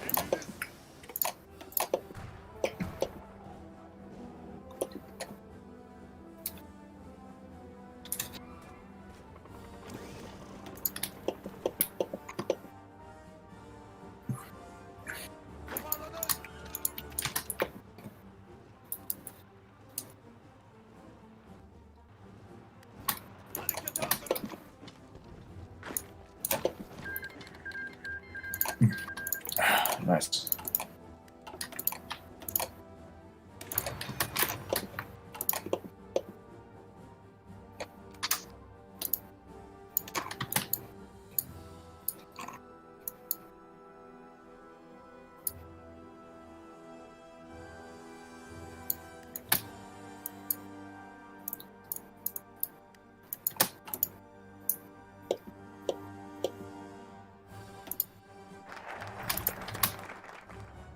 Pivot to the blast.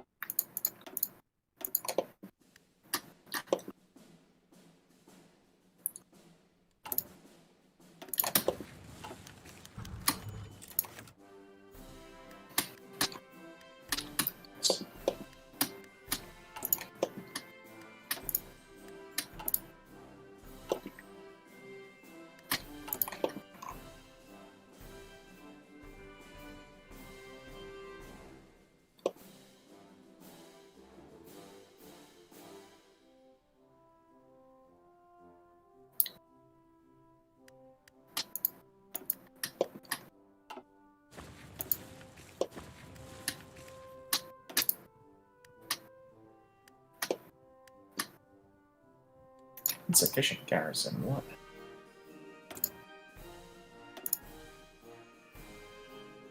Oh, I see. I see what happened there, because I wasn't democratic. Oh, fucking hell.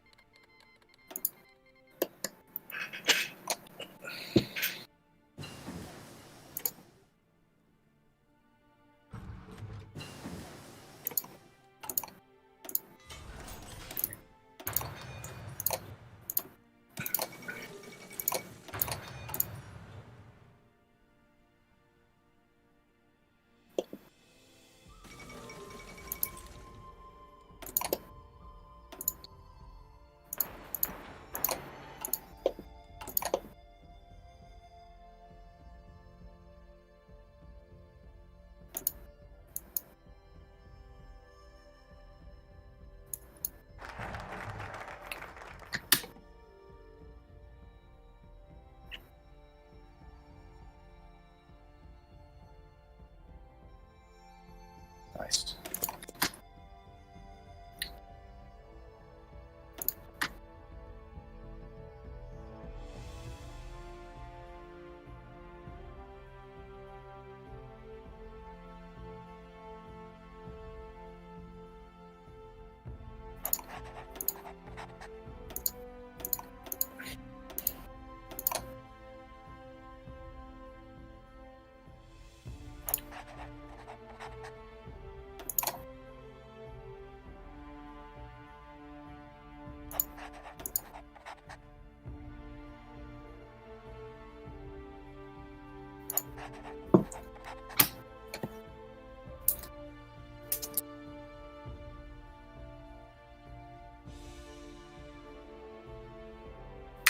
Hey, that's Thanks. pretty good.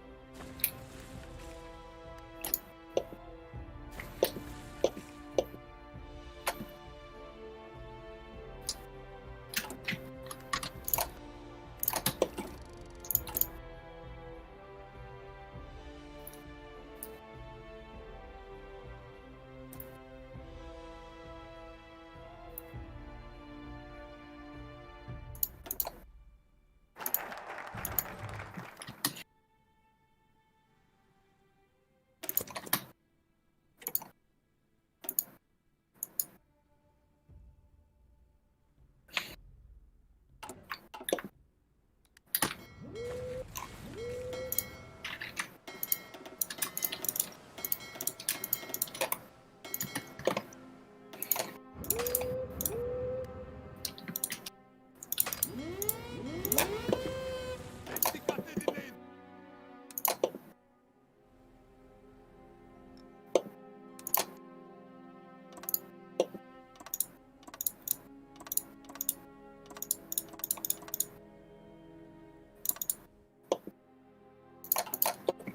Emriniz. Harekete hazırım.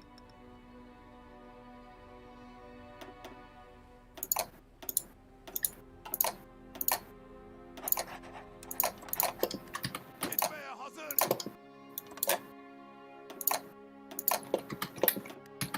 Emirlerinizi bekliyorum.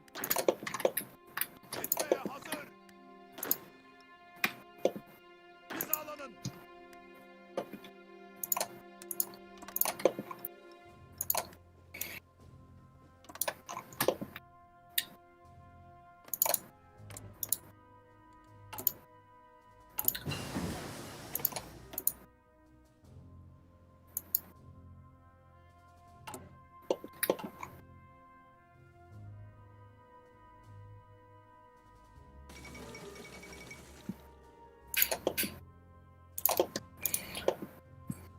Serious?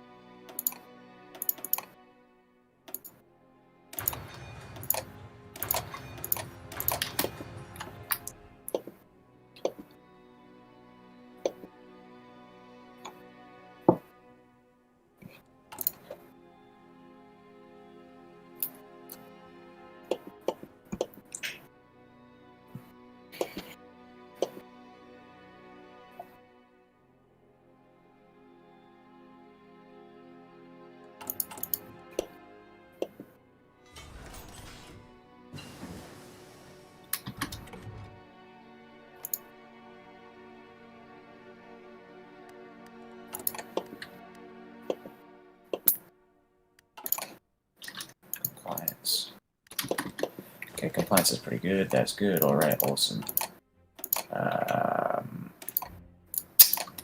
Yeah, I want to get this. Want to get oil-related ticks.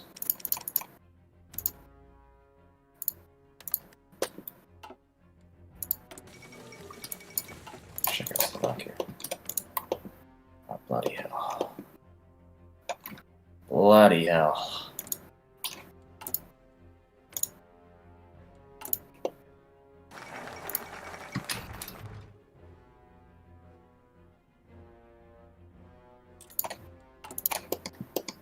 Nice, we're back.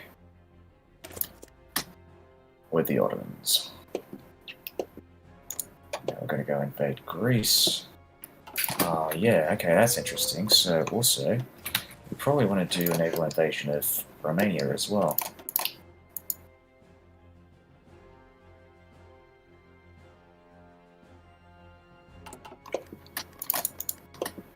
Fuck. Emredersiniz efendim.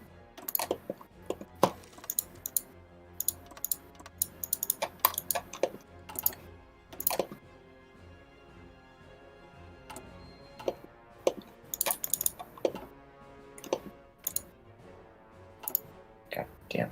Nazis.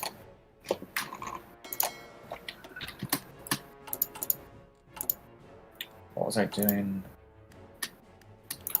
We want more fighters, I guess.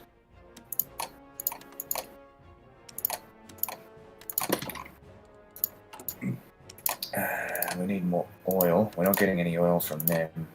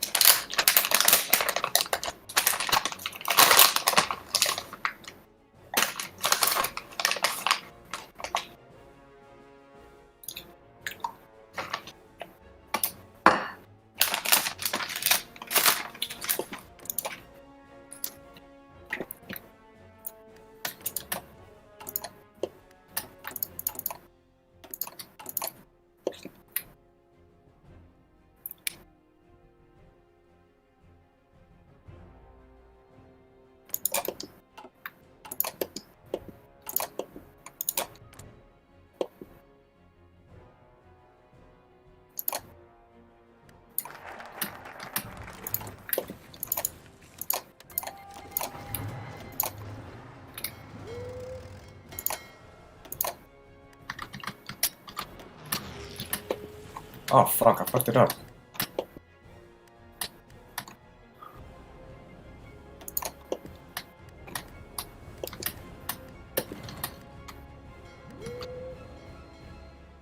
Oh, maybe I didn't.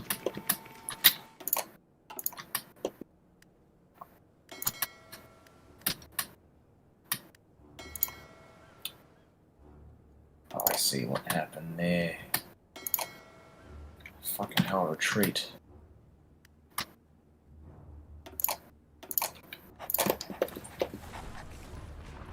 Hizalanın.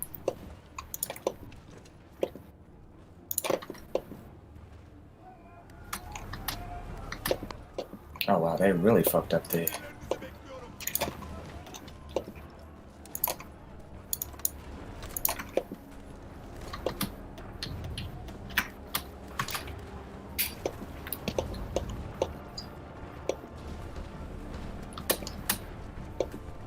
Oh fuck! Mesafenizi koruyun. Emredersiniz.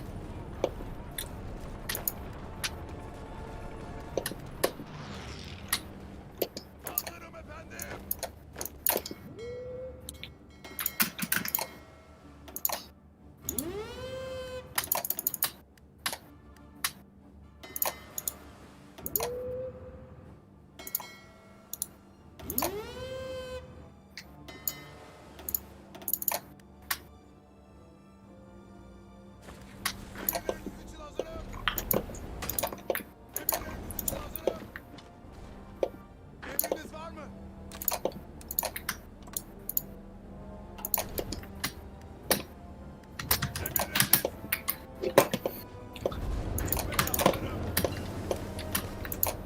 Huh. Yürümeye devam edin.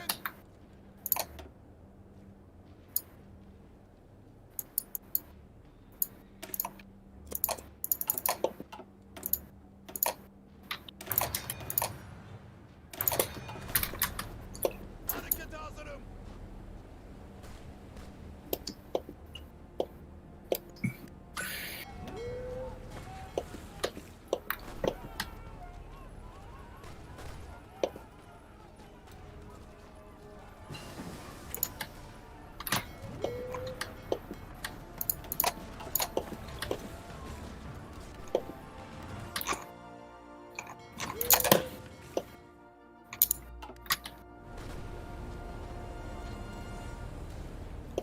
Püskürtüyoruz komutanım.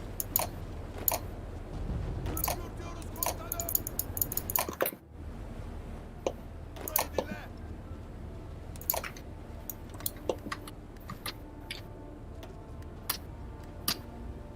Püskürtüyoruz komutanım. Emriniz yok mu? Hazırım efendim.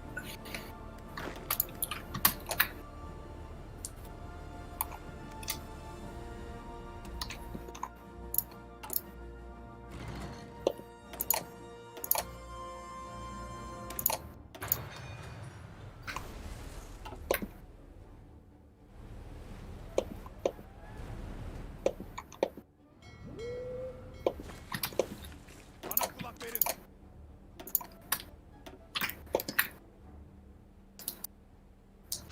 Fucking hell.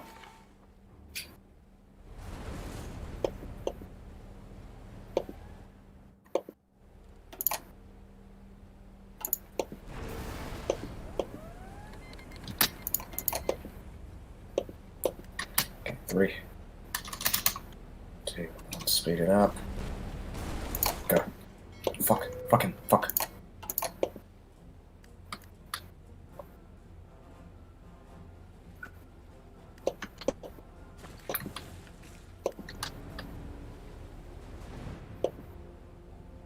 Emriniz.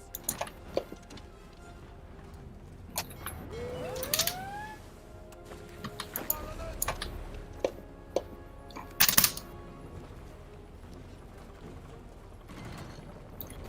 Fucking hell, they're not pushing through the straits. What the fuck are they doing? Hazır ol.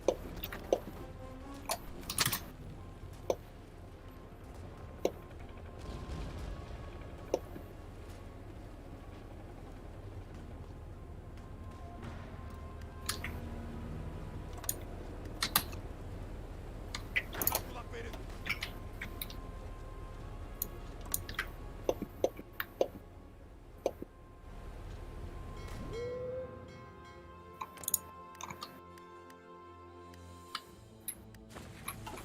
Toparlanın.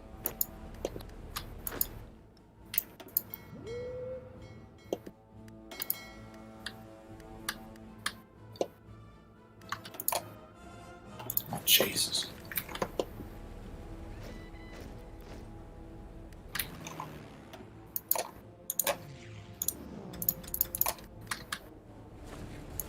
Toparlanın. Hazırım.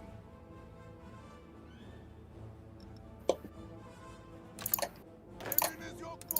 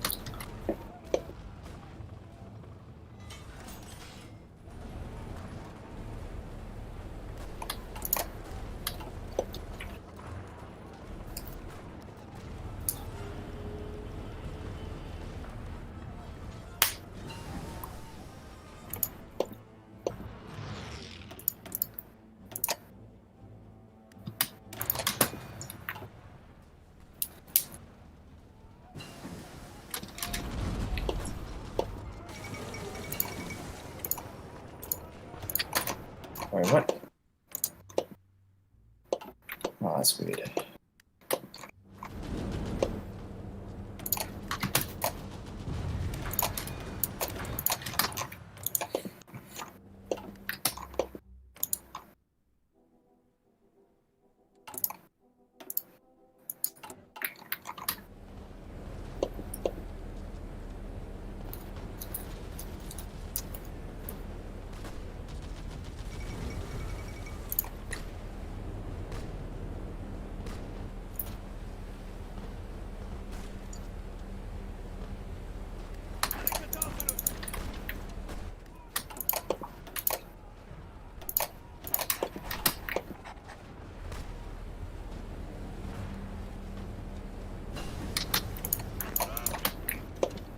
Okay, come on.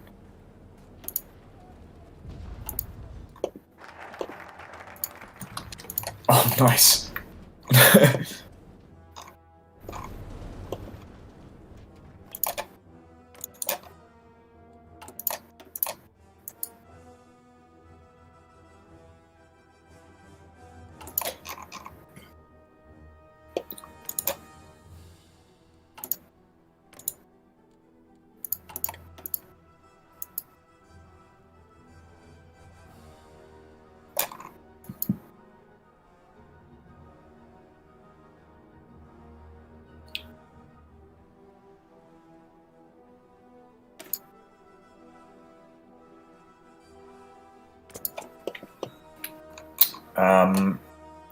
Well, right now, the one that I know I can probably get, I mean, I say right now as in, like,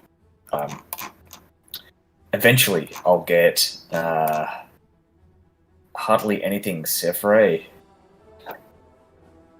which is take the capitals of France, the United Kingdom, Italy, and Japan. That's a world conquest achievement, essentially, but I'm hoping to get, as Turkey being a faction with Germany and Austria-Hungary, because Italy is protecting Austria from the Germans, right? Austria-Hungary can form. So the hope is, and I think these guys might have the sentiment as well, I'm not sure. I'll just double check that. I don't think they do. So Austria and Hungary will form Austria-Hungary. It is very RNG dependent, but I think it'll happen. I think it'll happen. I'm not playing on a historical, no.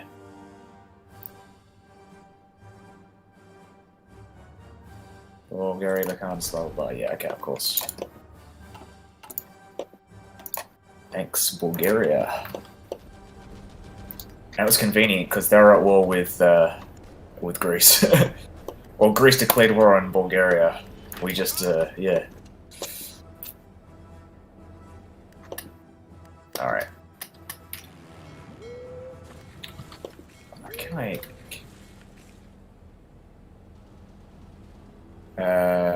AI UK goes fascist and the game is ruined. Sometimes that can help. It really depends. Depends on who else is, like... It just depends on the general web of alliances in the game. Like, usually... I'm not sure if you were here when this happened, but essentially, in my previous game, Russia and Germany... So Germany went down the junta path, and they went down the monarchist path. And they wanted Danzig for an alliance or whatever. They went down that, and Poland refused because they were part of the Mizmiorts. Literally a month later, because they were still at war, Russia declares war on Poland, and Germany joins the Comintern. and a year later, the United Kingdom joins the faction that Germany is in. So Germany, the United Kingdom, which was going down the Imperial Federation path and had actually taken most of what they needed, had joined Germany and Russia in the Comintern.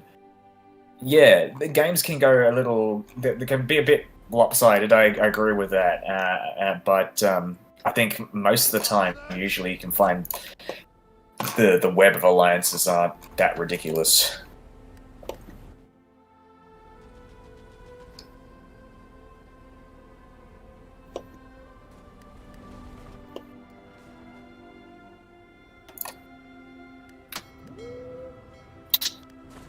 Oh man, my god.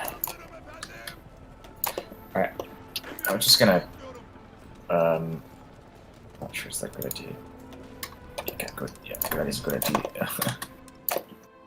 Just gonna put all my troops here and just push into this. Oh, fucking hell.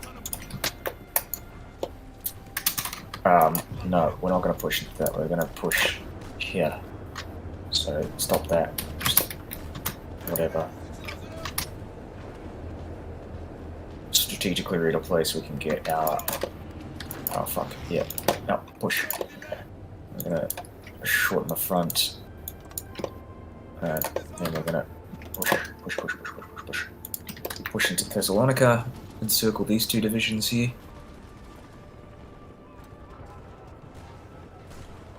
Oh my god. You Bulgarians. You lovelies.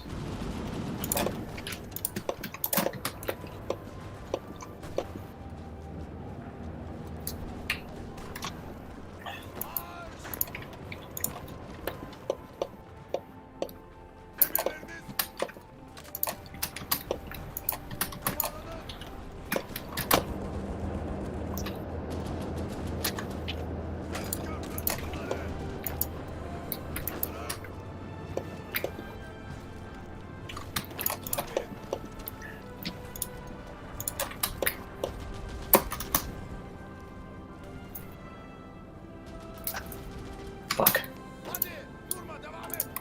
Stop pushing in.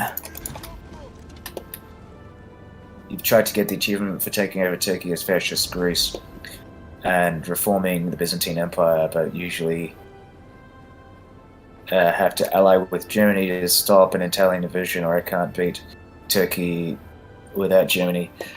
You can beat Turkey without any allies as Greece. I've done it before many times. You just have to, because you're, okay, so I'll point one thing out. As Greece, your navy is better than Turkey. And especially at the beginning of the war, if you do a naval invasion of Edirne, and as many provinces as you can in this area, but Romania helps Turkey. Not really. Not really. I think they do join the war, but they don't really help them. Unless of course Romania holds a border, you're not going to be fighting Romanian troops. You're going to be fighting Turkish troops, mainly, I think. At least from my experience. How's it going?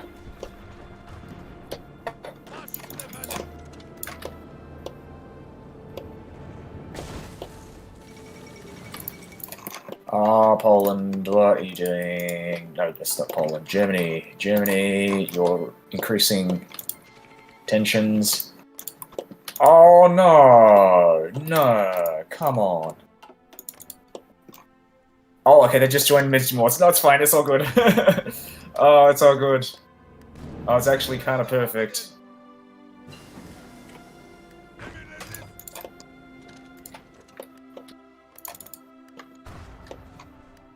I'm actually kind of hoping that the Poles and the Romanians push them back. Actually, now think about it, I just realized I need oil. Here, Soviets, my friends, give me oil.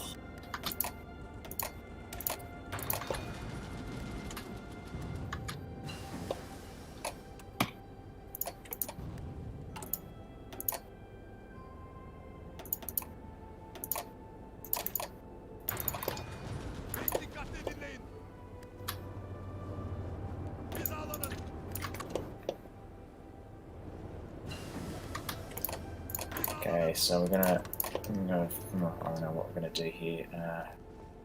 Bam, bam. So everyone, with the exception of this guy, join this front. Strategically redeploy. Bam, like that. It's a good thing we did that because it. Okay, keep doing that. By the time they get there, they're gonna have enough organization to really push them back.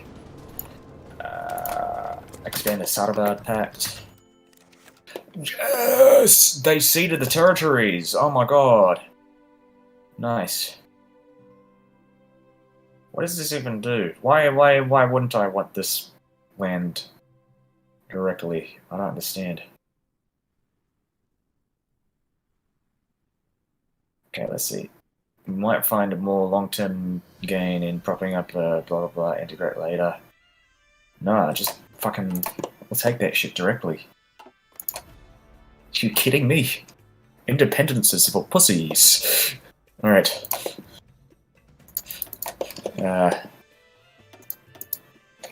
Let's have a look at resistance. Okay. Spy. Nope. I don't have enough civilian factories. Why? Why don't I have some civilian factories? Or is it because of trade? I think it's probably... Yeah, it's trade. I understand now. I see why you don't like factories.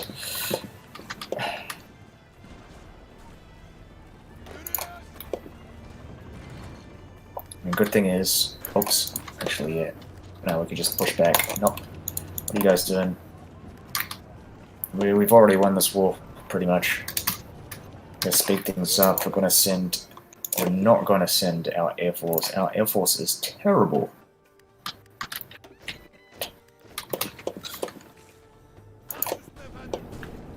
We'd just be losing planes by fighting the Athenians. With our air force, at least.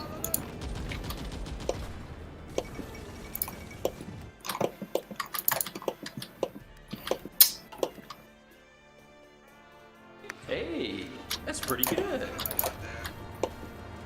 Chockers. What do we need? What do we need? 81%. Alright, we'll send one guy. Oops. Oh, what? Fuck. I'm pressing the wrong button. It's annoying. So garrisons is V, and strategic redeployment is B.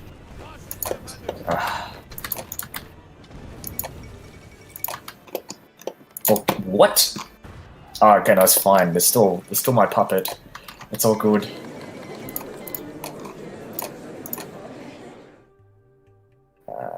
Should I directly take it?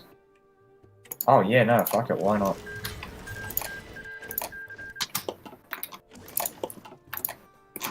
Nice.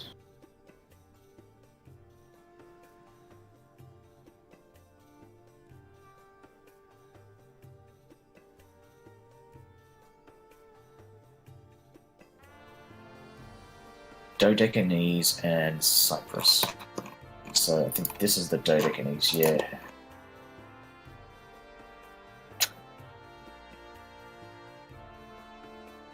And the United Kingdom has Cyprus.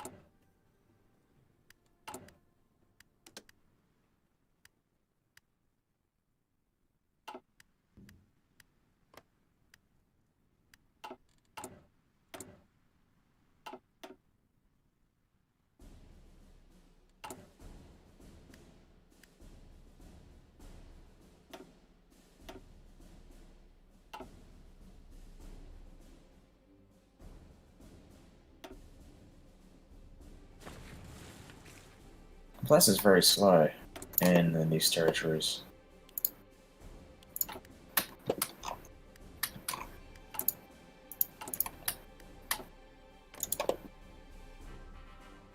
Oh, I just realized I do have.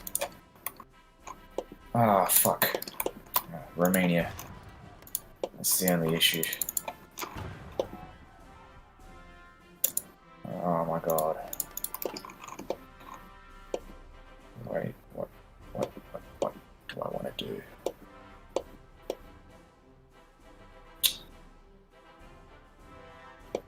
Soviet Union. How? What? Jeez. Okay, let's see.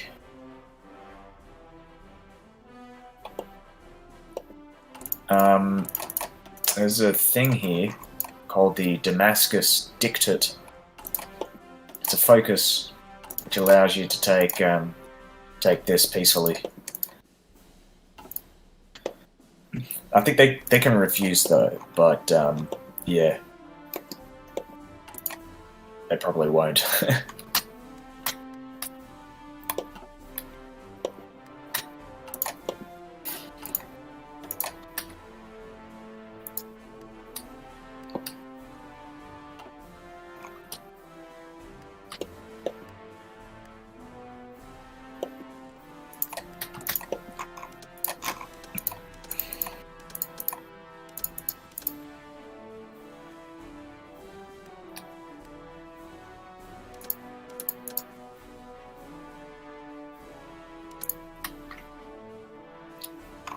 What is my capital? I'll just check that. Oh, Gaziantep, yeah. Oh, fuck. I don't know. You know what happened? It's because I let the I let the Greeks take Constantinople, and it changed my capital, and it hasn't changed it back. Because the game's stupid.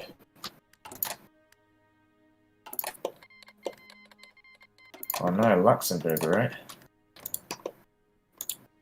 Oh, Jesus fucking Christ.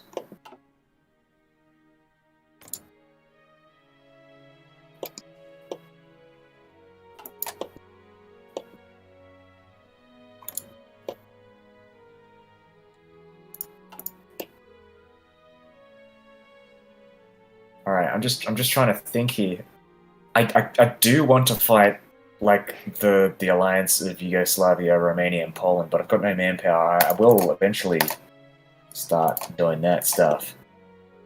Oh yeah, no, I just realized. Yeah, I will get cores on this stuff as well if I do this right, and if I invade Italy and take Albania off them. More cores for that. Then all I need to do is attack Great Britain for this, but I wouldn't really get that much in terms of manpower, I don't think. Just looking at the map here. I guess I can... yeah.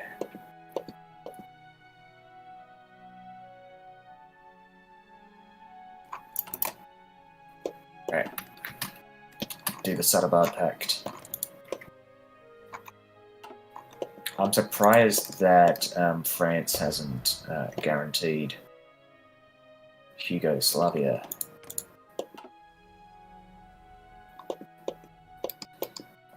Okay. Just making sure. Romania. So I need Albania, Northern Epirus, Serbia, Macedonian Montenegrins. Yeah, so yeah, that's definitely something we're gonna do. I'm not gonna add the Bulgarians to this war. In fact, what I can do is just request these forces, since they're not going to be invited into this war. I might as well use them.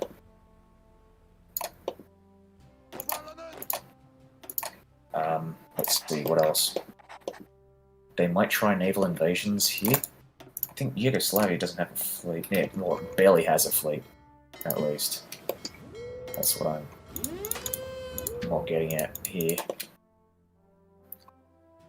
If I can get a naval invasion order, just in case the war, if the war just takes too long, right? 70 days, then I'll just naval invade this front here, and get loads of these troops that I would have from the Pact, which is Iran, Iraq, Afghanistan. Oh man, that's a lot of manpower to steal from the Middle East. So I'll be taking all these guys, sending them to the front as cannon fodder or whatever. Let's see. how are we going to do this? I don't have any like high quality troops. That's the problem.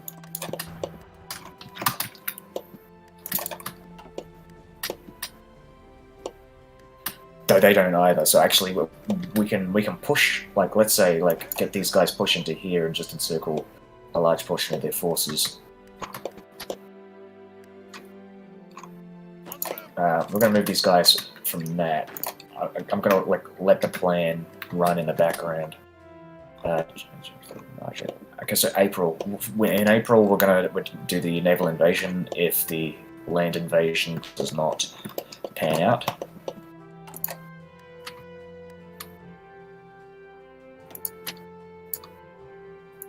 So that.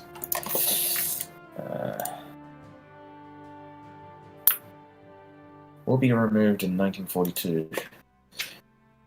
Do I have naval invasion tech for both invasions? You just need. Oh, you talked about this and this. Oh, it really doesn't matter. So the way that naval invasions work is like, it doesn't matter like how many naval invasions you have. Each plan has its own ticker.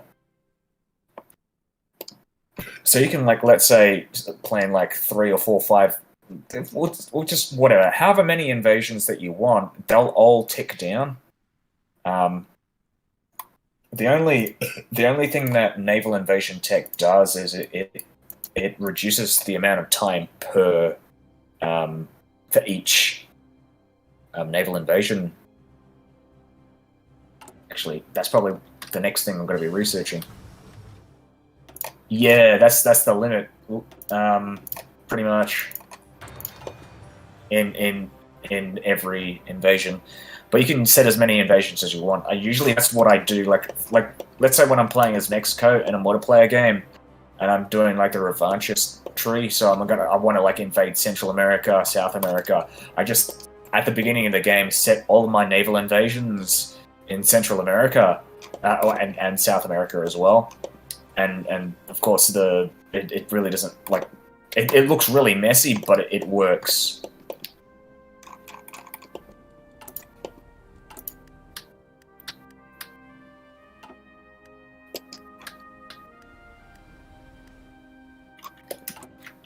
Oh yeah, no, because I've run out of manpower. I don't have enough troops to reinforce that. So what I'm going to do here... Oh, they haven't joined the Mismorts, so I might actually be able to end this war.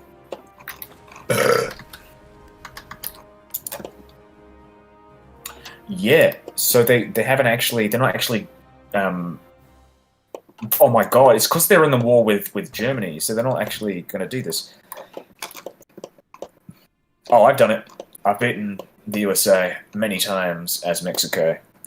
Usually, so what you do is, at least in my games, usually this is the best timing, but what I do is, I try, of course, internal stability related focuses aside, I'll try and invade as much land as I can in Central America, with pretty much no chance of failure. You just do lots of naval invasions. Once you defeat Panama, you do the Panama Canal focus, because that'll usually give you a casus belli. It's actually quicker to do that because it's a 35-day focus. And the United States, it's even better if the United States declares war on you, because then you don't get the stability debuff from declaring war. And once you do that, you can, if you can find a weak point in the front line, which you usually will, because the United States doesn't actually field that much manpower at the start of the game. As soon as you make that breakthrough, just like try and increase your front line as much as humanly possible. Also, you want to field your army with cavalry for the most part. Infantry is kind of useless. because, like I said, there's so much land in the United States. You want to take as much land as quickly as humanly possible, kind of like a blitzkrieg, but with cavalry. The United States naval invades you. They won't naval invade you if they run out of manpower, if they run out of troops.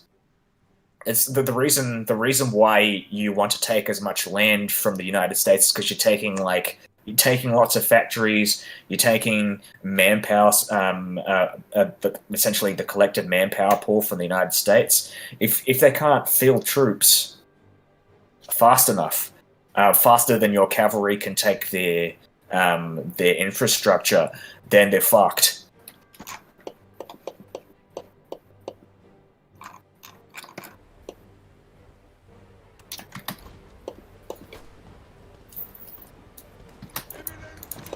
I did it in a multiplayer stream with someone who was playing as Canada, who attacked the United States from the other end, but like he joined the war almost as it was ending.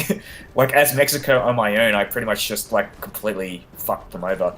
Usually when I play, mostly done infantry because they have so few factories. Should I do tanks? Don't do tanks. You're not going to have enough tanks. Just do cavalry. Cavalry is fast and cheap. I mean, the only downside to cavalry is they have shitty entrenchment. They can't defend, but they can attack. If you can do breakthrough, and you're fast, and you know what you're doing, you can encircle the United States military essentially and just completely wipe them out in the first like month or so if you're quick and effective.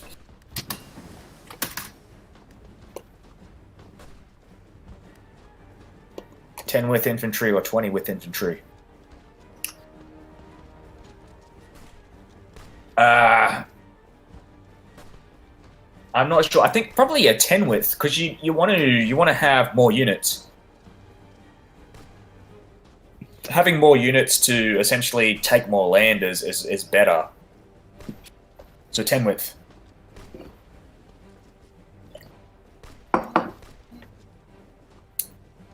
Like I said, the goal is essentially just to increase your front line, take as much land as humanly possible. I mean, there's a lot of micro involved, but you can do it as long as you have the troops.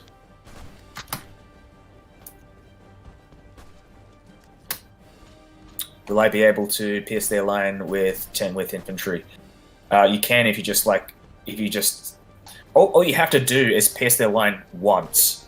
Once you've pierced their line, if you have lots of cavalry, all you have to do, it's like, think of it like a fucking, like punching, like a bag full of water, right? You pop the bag and all the water just flows through. All you have to do is like hit them once. Even with 10 with infantry and superior air force, if you can do it early enough as well, because at the beginning of the war they don't actually deploy their air force, I believe, or not as effectively. If you can just like push through that one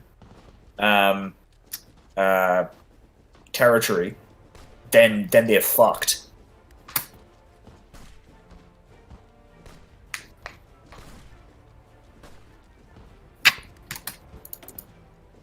Yeah, Yugoslavia is actually going to be really easy to defeat because they have no factories and no equipment.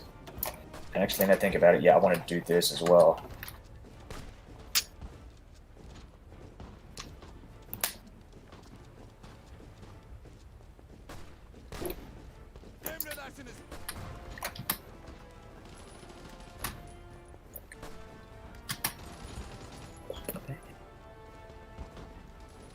Better to take Mexican.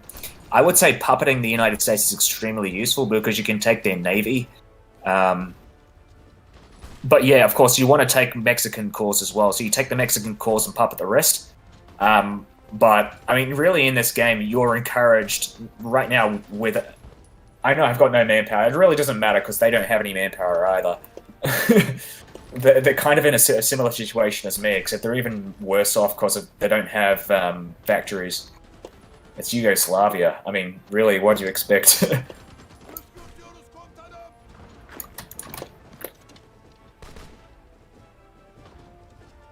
Like they're losing more manpower by attacking this, because this is actually like fairly well equipped. Püskürtüyoruz efendim. Emirlerinizi bekliyorum.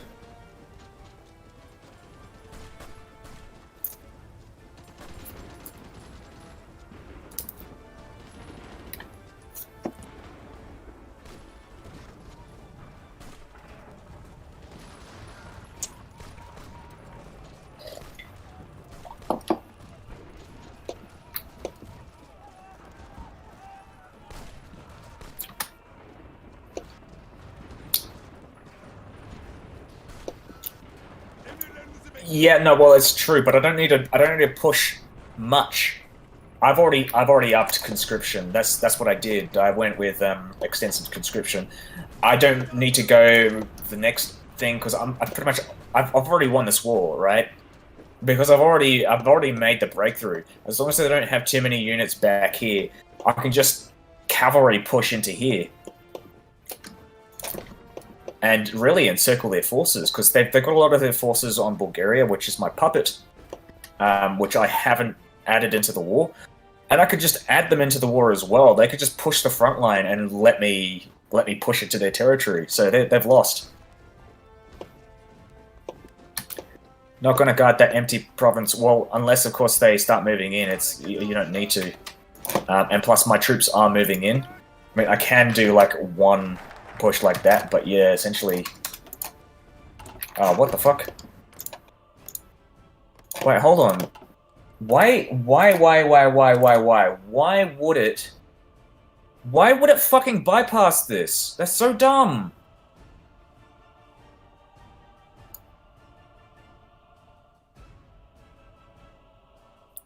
No, fucking stupid game. Oh, Jesus. Oh, the developers. They fucked up this fucking focus. So you don't want to bypass this focus because you want to puppet these three nations that join the thing. That's so fucking dumb. They haven't even fixed it either. It's such a fucking easy fix. It feels like. Why did they not fix this? Oh. Baş üstüne efendim. I think really just generally bypass as a mechanic is fucked. But yeah, control shift escape. No, I can't do it if it's bugged. Then it's not gonna work, right? Because the bypass condition is fucked. No, I'm not gonna end way 4. It's not game ending. It's just really annoying. Because it means like I'm gonna have to dealing with shitty AI from Iraq, Iran, and Afghanistan. At least it is bullshit. No, I agree. Like it's so fucking dumb. Like I don't even know why are they even bypass conditions in the first place for this? It doesn't make any sense. It's so dumb. Actually, no, I do understand what the bypass would be. The bypass would be if Iraq, Iran, and Afghanistan, for example, were either the core territories were controlled and owned by you, or if they were already puppets, then it would bypass. But what the fuck? Yeah, I know, it's so bad. Like, and the problem is, I think because this was developed by this wasn't developed by the main team. This was developed by like a secondary team that they kind of outsourced to. That's not. I don't think it's like necessarily a company that's affiliated like directly with Paradox, so they don't have an obligation to fix this shit. Because the A team is working on the next DLC. They're not going to fix the issues from the previous DLC, possibly. I don't know. Maybe they might when the next patch comes out. But I mean, Jesus fucking Christ! It's like a year, and these bugs are still here. Ah, this is why I stopped playing Hearts of Iron. Ah, god damn! What the fuck?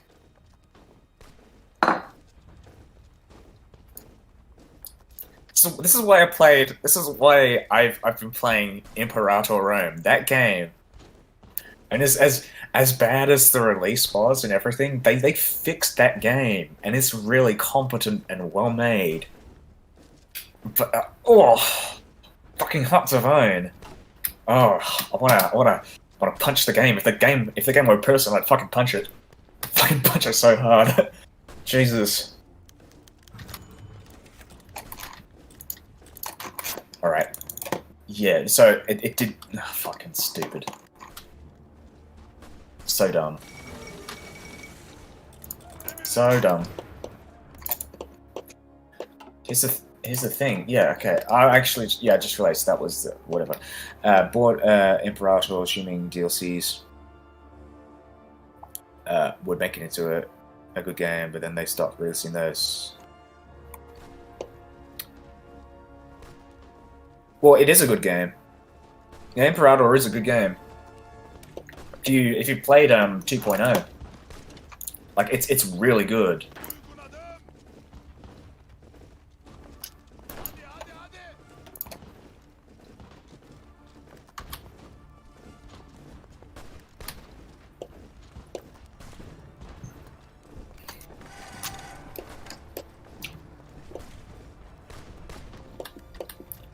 God damn.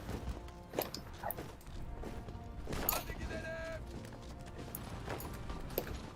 Emredersiniz efendim.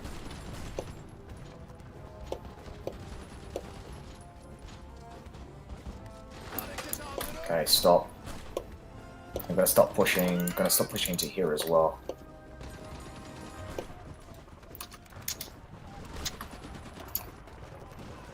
Now they're losing lots of manpower because they're trying to push into this. They're going to lose lots of equipment as well, so I think it's probably a good idea to just to wait and let them expend their equipment on fighting this little pocket here.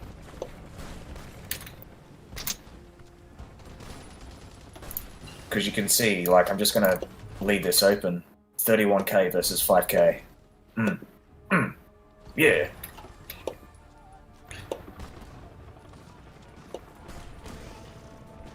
And they've got low supply here as well. I'm going to try and push into Scorpio when I can. Might even push into here as well if they put more troops to push into here, and then move into Scorpio with a bigger front.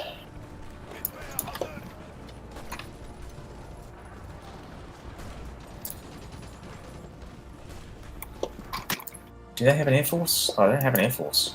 Oh no, what am I doing? Yeah.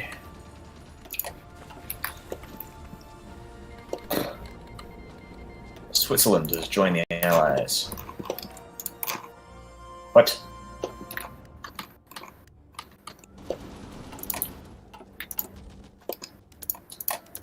Just kind of curious, do they include Romania? I don't think they do.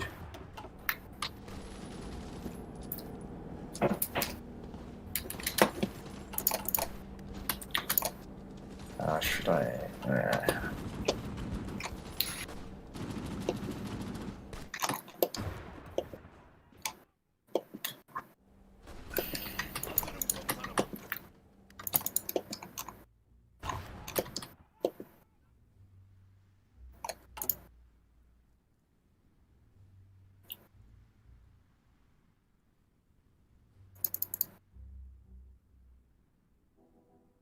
What? What? Okay, so what controls all French states in Syria? I control states in Syria. What do you mean, game? You fucking stupid.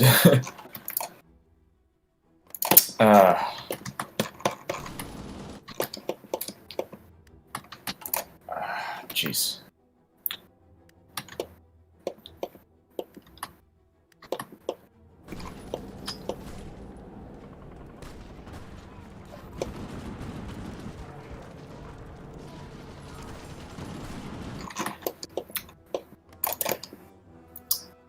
Yeah, I don't know. I feel like maybe after this I'll start playing Kaiserreich, a clearly superior product.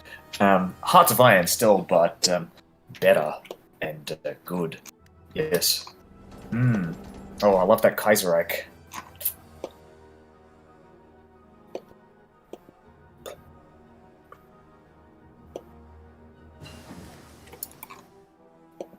Harekete hazırım.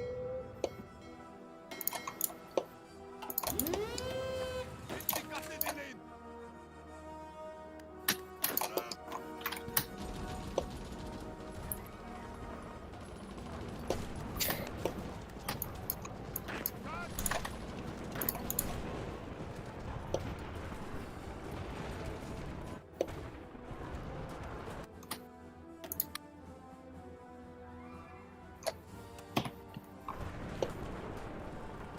All right, we've won this war. They've left a lot of their ports undefended. Yeah, no, for sure. Yeah, like the message is very delayed, but I was thinking it at exactly the same time. Yeah, it was time to invade Yugoslavia. Obviously, the invasion into the mountains was not not working as planned. I probably should have put some cavalry in this, but I mean, yeah. Okay, so here's what we're going to do. We're just going to take advantage of the fact that they're moving out because they don't have any entrenchment anymore. I'm just going to keep moving like that. We want to essentially try and make as many pockets. Yeah. Maybe not. We can't push. It's not viable. We'd just be losing equipment here. But they're too slow to react. Obviously, we put it like that. You can move like this and encircle that, so that when we do our naval invasion, that tank is going to disappear like a magic trick. Oh man, you guys are encircled, you fucks. You guys suck. Alright, we'll get these guys start, do they not have... Okay, let's just, let's do... Oh, what's going on there? Oh, they're actually pushing like that for some reason. Alright. Well, this is really good. We've essentially... We've cock-blocked them. Oh, nice. Keep going, keep going, keep going, keep going. How many more things do I need?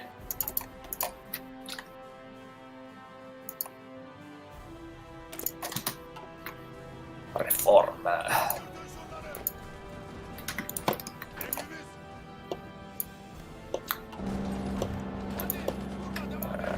We'll put some guys in here.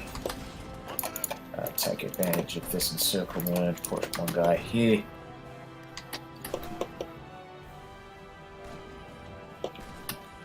Right, so this front is definitely going to have some issues, but we can just push back into here, take Belgrade from behind.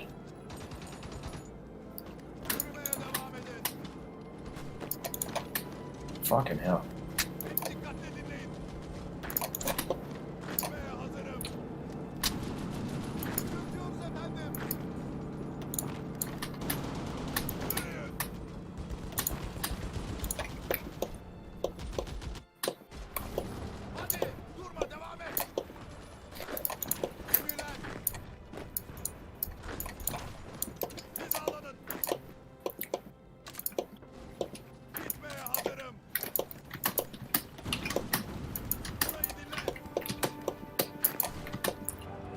Oh, Jesus. They're adapting. Right. We're gonna stop. We're gonna keep these guys here, because I think they're gonna try and reach this front.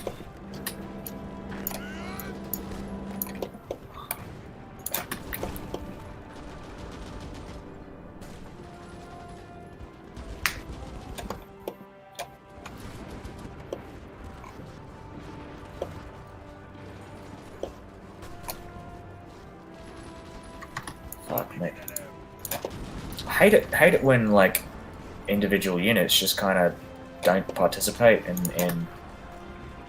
in the defense. Because it totally screws up encirclement. Or at least it fucks over like breakthrough. You can't break through because the guy's like recovering encirclement. Okay, you guys push into here.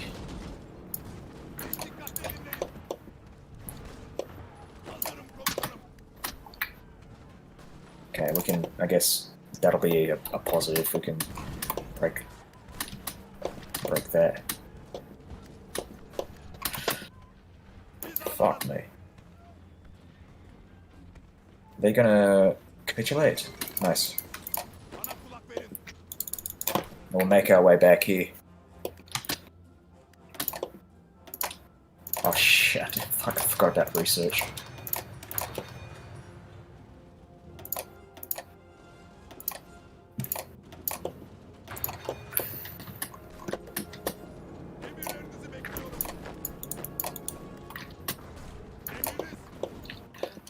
Okay, so here's what I'm going to do, because I don't want to fight into these mountains.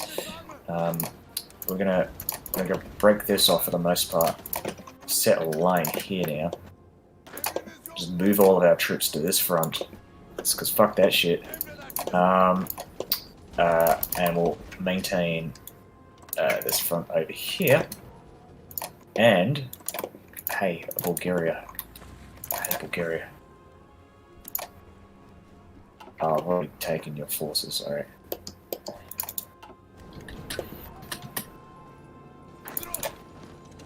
Well, I've taken your forces, but I'll just move into Belgrade, thanks.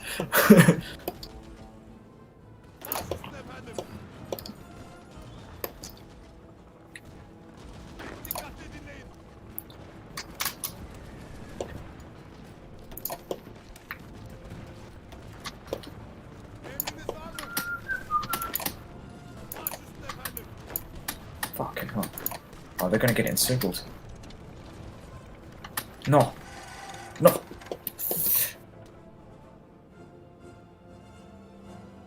Bulgaria is the only nation that got a net gain of land after World War II. Really? Doesn't feel like it.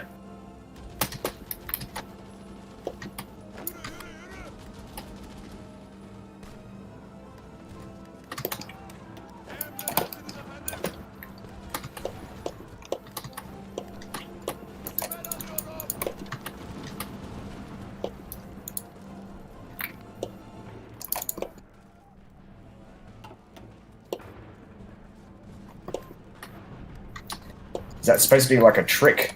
Because they became communists and did they gain the land and then lose it?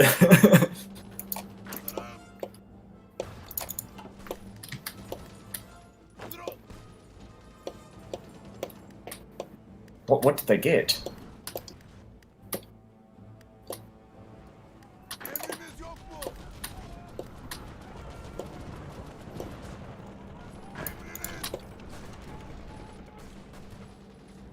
Come on, people. Gimme. Yes.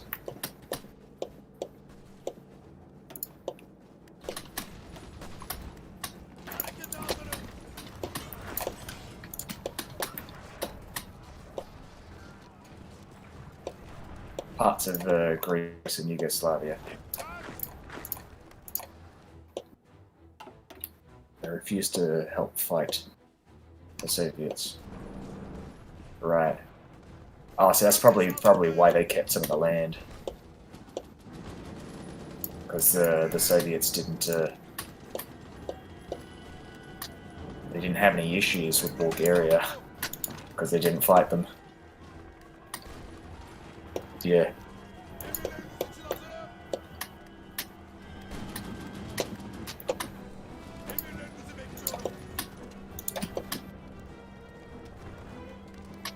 That probably helps too.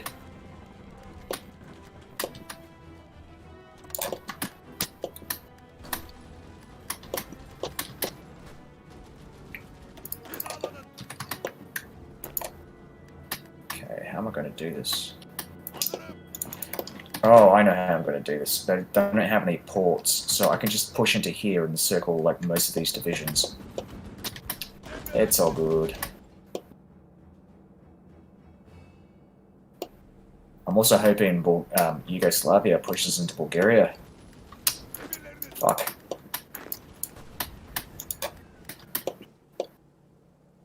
Emirlerinizi bekliyorum. Damn. I need more manpower. God damn, the Ottomans do not have much in terms of manpower. I didn't even realize like how bad it was. Maybe there's a focus that gives them more manpower. Or like maybe not specifically the Ottomans, but the Kemalists, Bana kulak verin. right?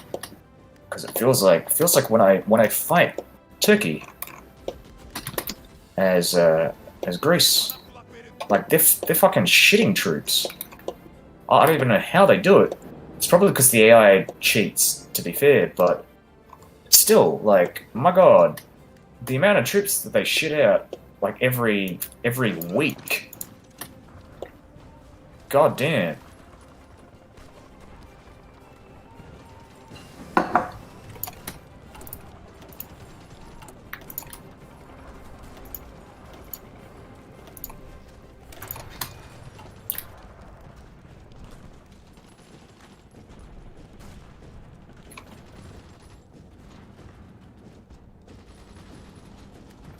Püskürtün şunları. Hadi. Why would it snake like that? Oh, so fucking. Yürümeye devam edin. Ah. Püskürtüyorum komutanım.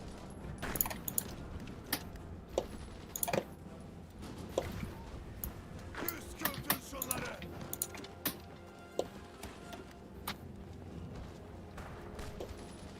Emriniz.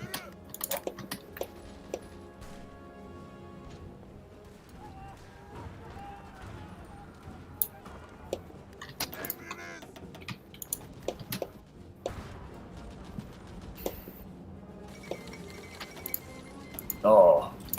What? Hadi. Yürümeye devam et. They demand Transylvania, so they won't join the Axis. That's very interesting. So the Pact of Rome might also fight Medjimorts. Medjimorts. High five. It's very nice. Yes, yes.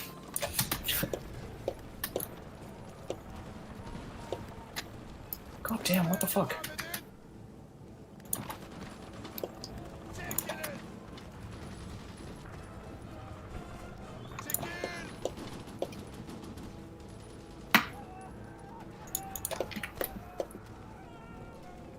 This is what I mean by like exploiting weaknesses in their front line. If you can find like units that are clearly deprived of any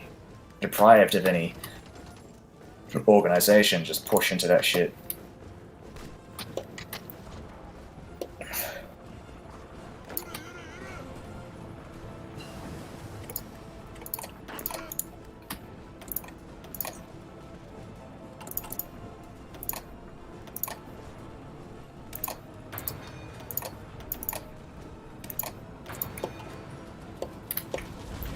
Harekete hazırım. Burayı dinle.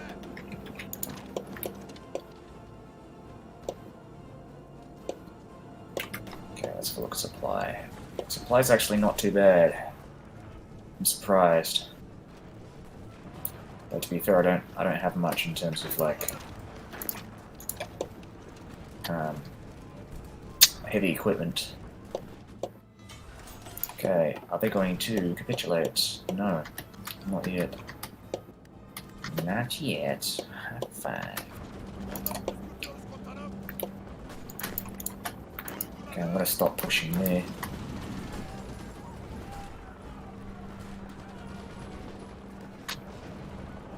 Hadi.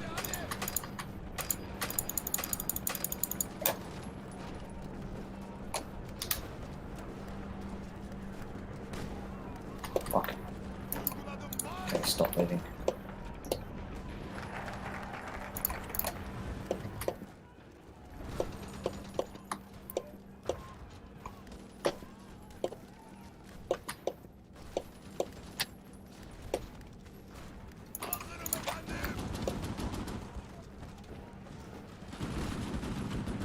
that a smart idea? No, it's not gonna...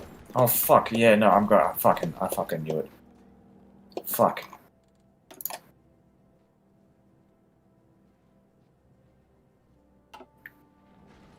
Should I invite these guys? Emriniz.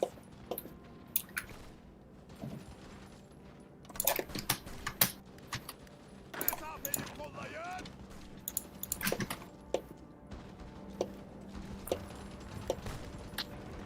Fuck.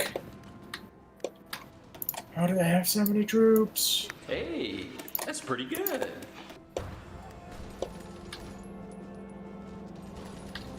Hazırım.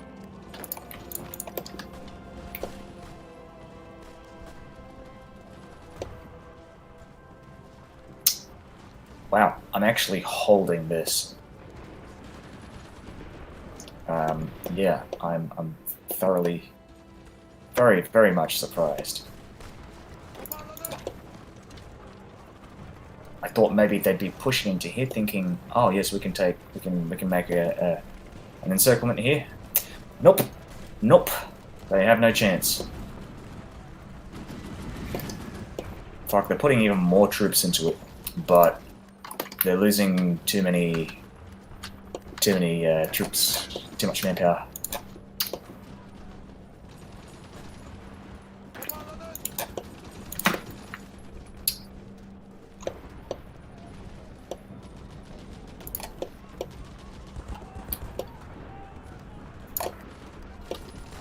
Hey, that's pretty good. Oh, thanks. Hazırım It's komutanım. pretty good.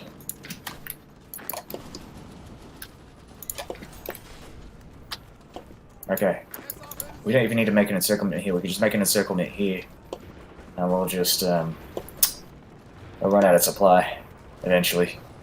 Oh, these guys will, because they don't have any ports linking to this, so they're fucked. Get fucked. Hey, Alright, that's pretty speed up. good. Oh, thanks.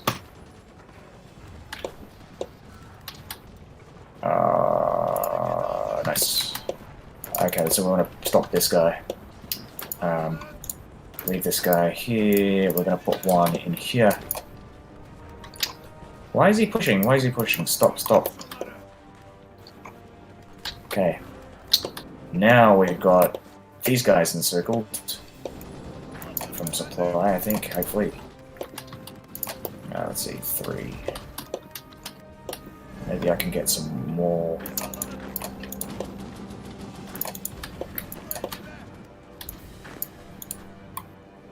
What? Oh, fucking hell. dikkatli dinleyin. Buyurun efendim.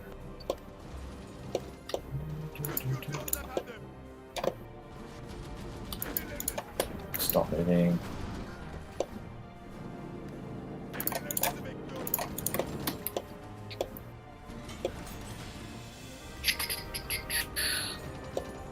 Emirlerinizi bekliyorum. Harekete hazırım.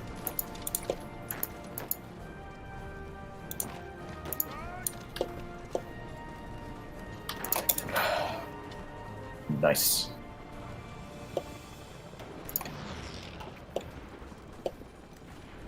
Come on.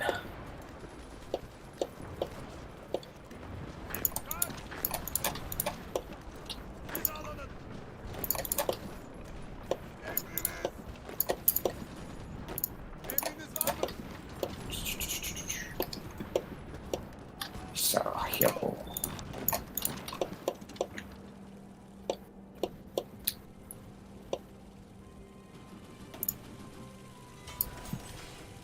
Oh, I'm losing a lot of troops. What's happening here?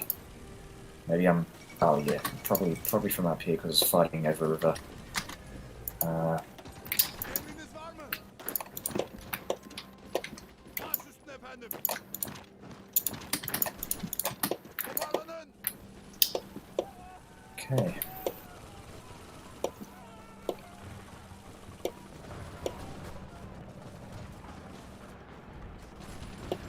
Burayı dinle.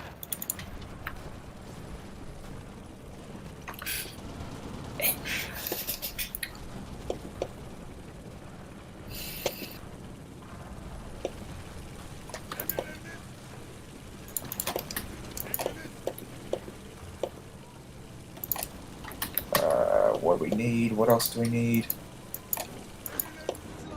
Okay, stop pushing into here. Go into niche. Ateşe devam edin.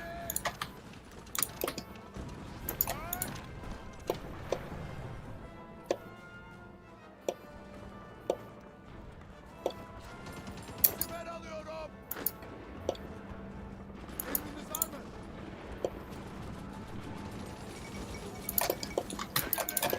Okay, good stuff.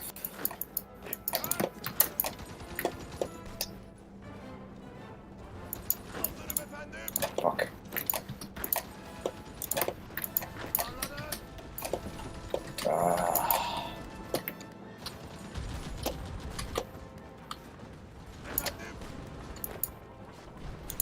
Emirlerinizi bekliyorum.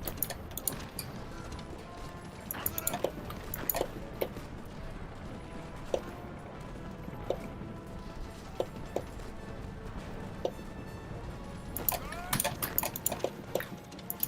Onları püskürtüyoruz komutanım.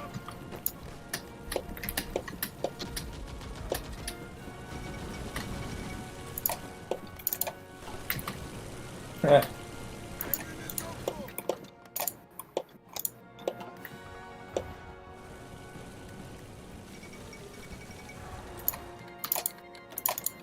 What will that mean for Hungary and Germany? Uh, what?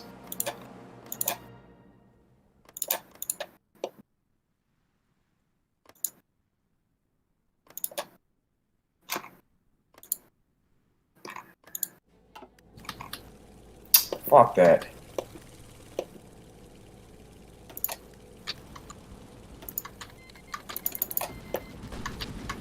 Emredersiniz. Fucking pussies.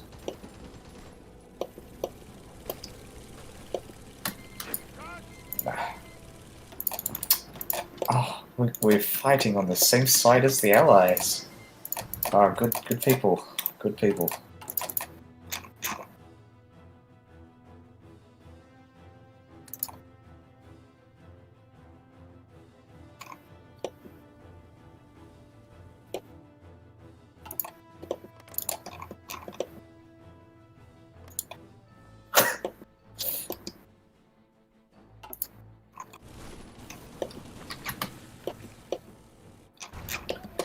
Doesn't mean the United States. Are they going to? I don't think they're joining the Allies. Unless, of course, Japan does something stupid like bombs Pearl Harbor or I don't know. Dikkatle dinleyin.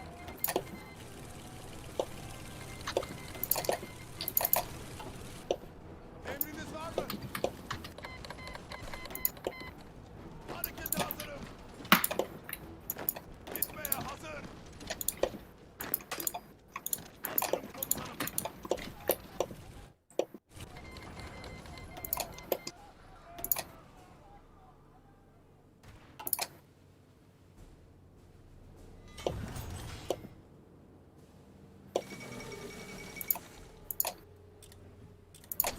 Hazırım efendim.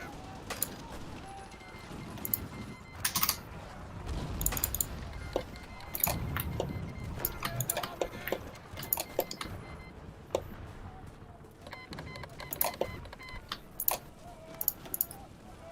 Are they going to capitulate? No. What the fuck? Efendim. Hadi gidelim. Oh, they fucking took Belgrade back. Ah, so lame.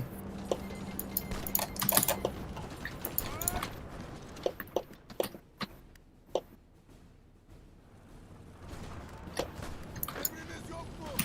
Gitmeye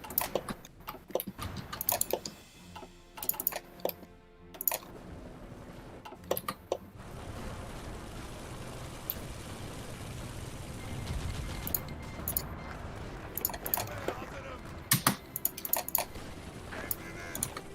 Emriniz. Oh, finally.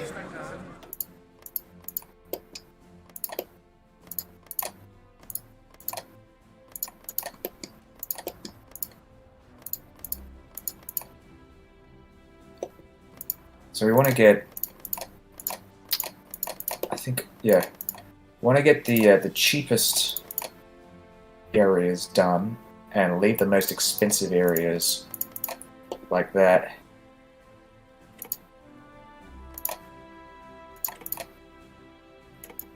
Bam.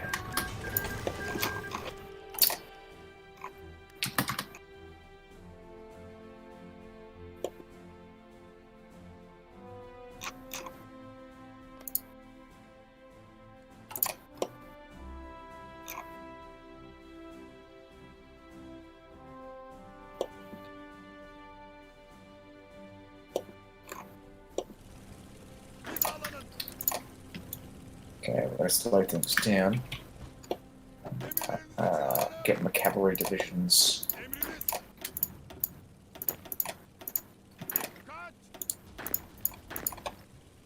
Kaç. Put them up here. Toparlanın.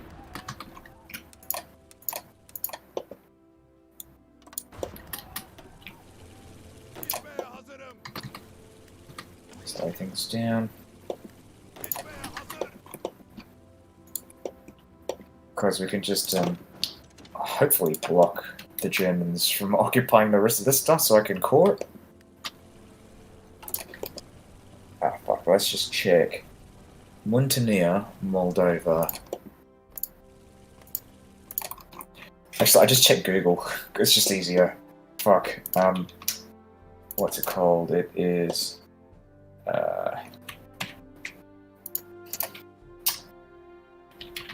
the Ottoman Sultanate. Hoi 4.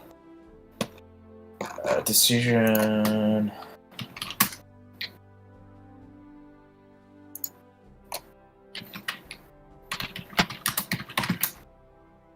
Okay.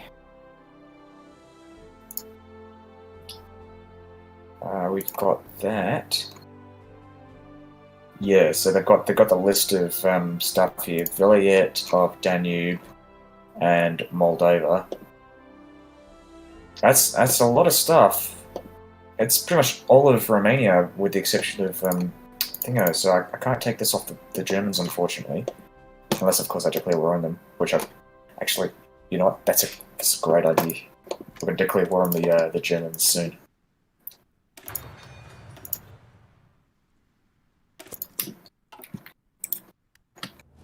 Fuck the Germans.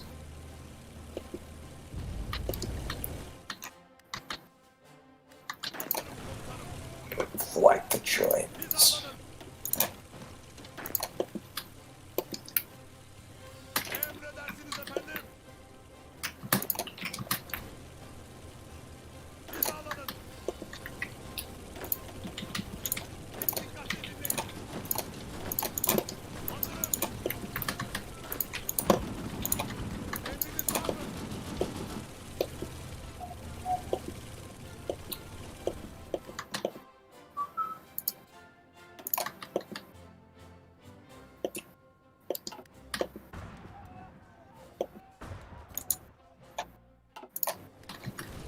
Emirleriniz için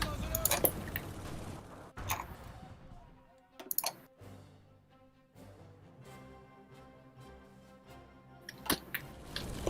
Harekete hazırım. Özgür komutanım.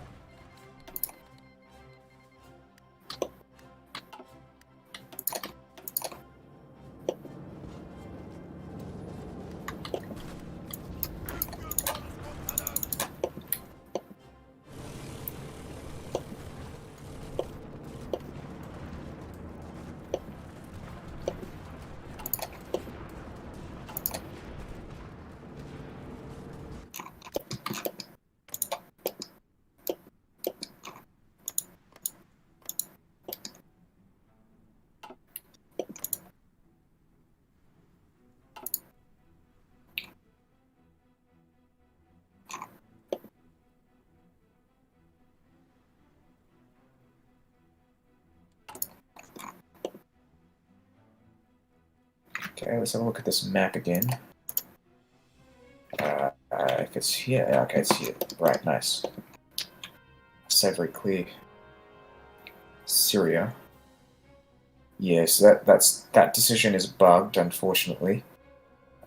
British-controlled Palestine, Egypt, Saudi Arabia also counts here as well. So I might declare war on those guys.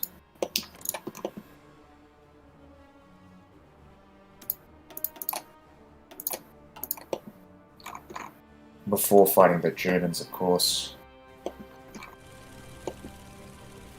Because the Allies are currently involved in the war with the Germans, so that if they do guarantee these guys, they'll kind of be fucking themselves over, actually. Man. I could declare war on the Italians as well, because Libya counts. Getting the Italian infrastructure is really nice.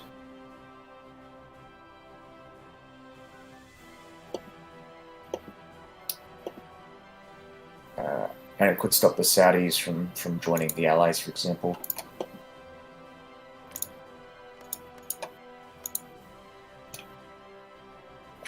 Yemen and Oman. Yeah. Let's see what else.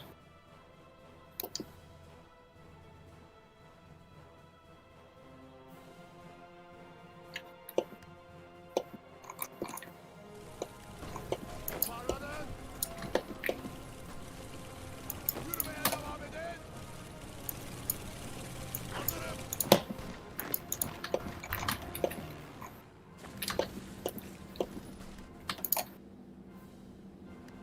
Oh, really?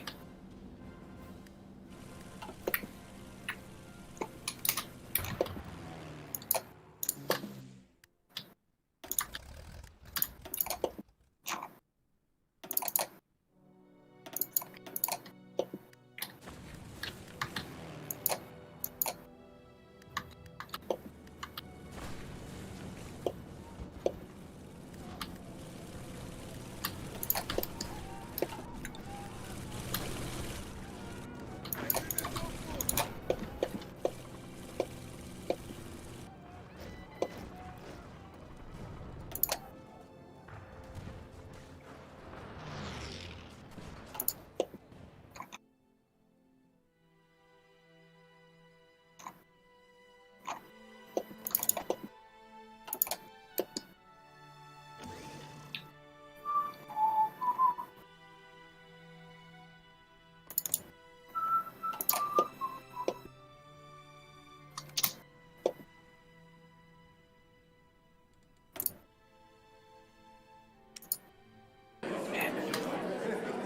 Got no factories as well.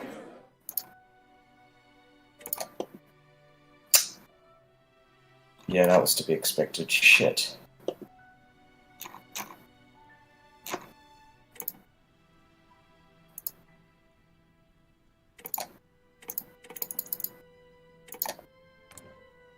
How do they split the land? You know what? That's not terrible. I don't actually need these two. These are part of the Allies, I think. No, they're not. That's insane.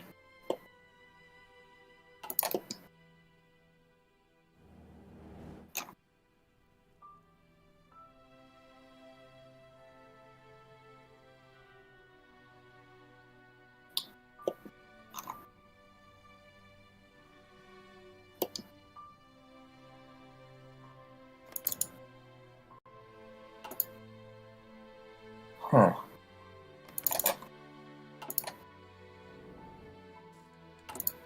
Oh, that's one thing I need. I need artillery. Fuck. So we're going to build artillery. That's long overdue. Buyurun efendim.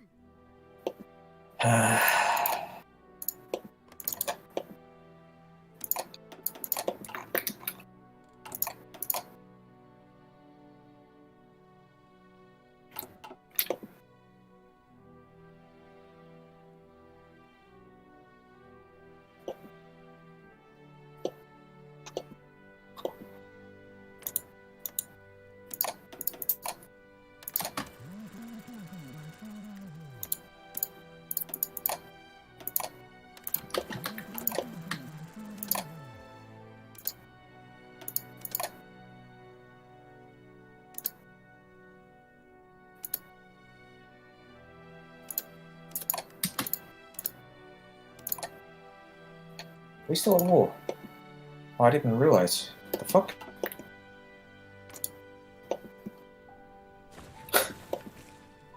Oh well.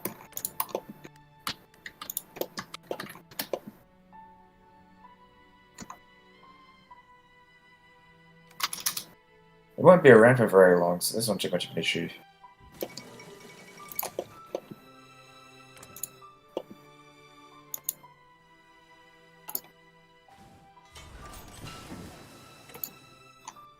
Emirlerinizi bekliyorum.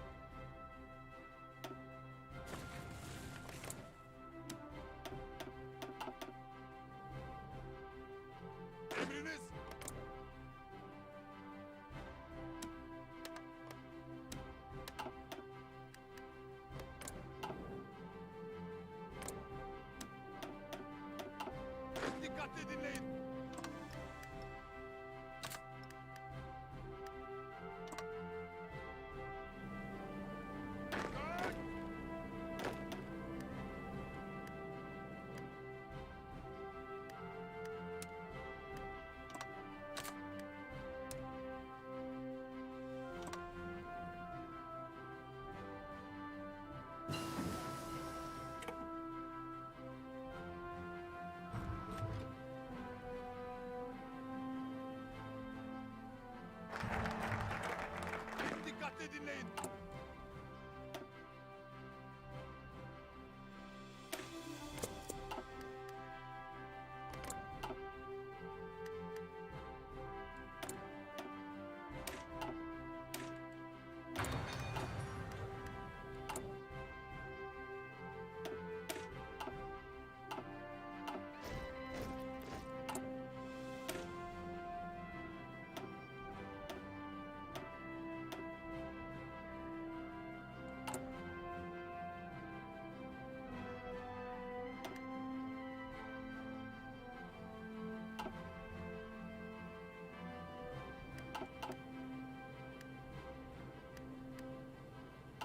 Harekete hazırım.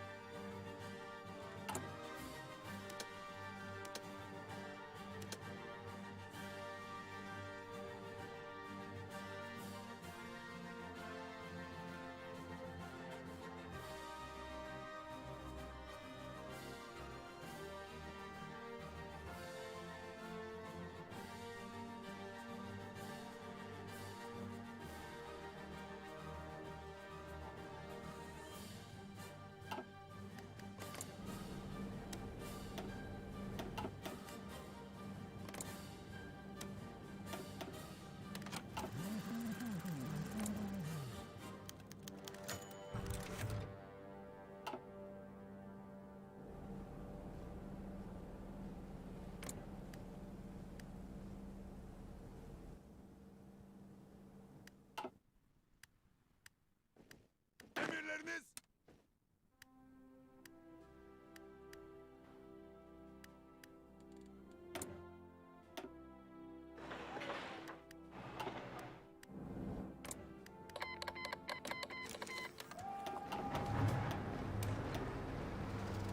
Emirleriniz.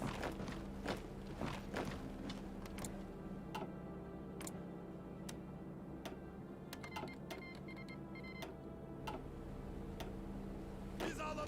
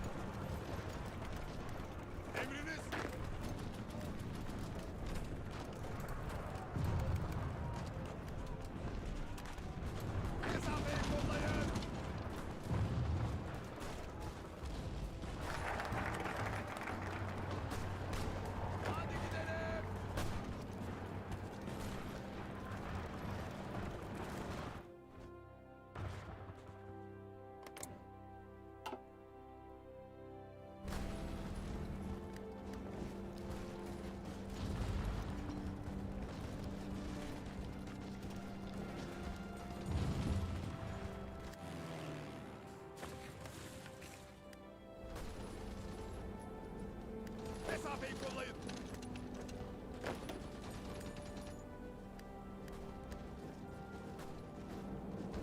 Emredersiniz.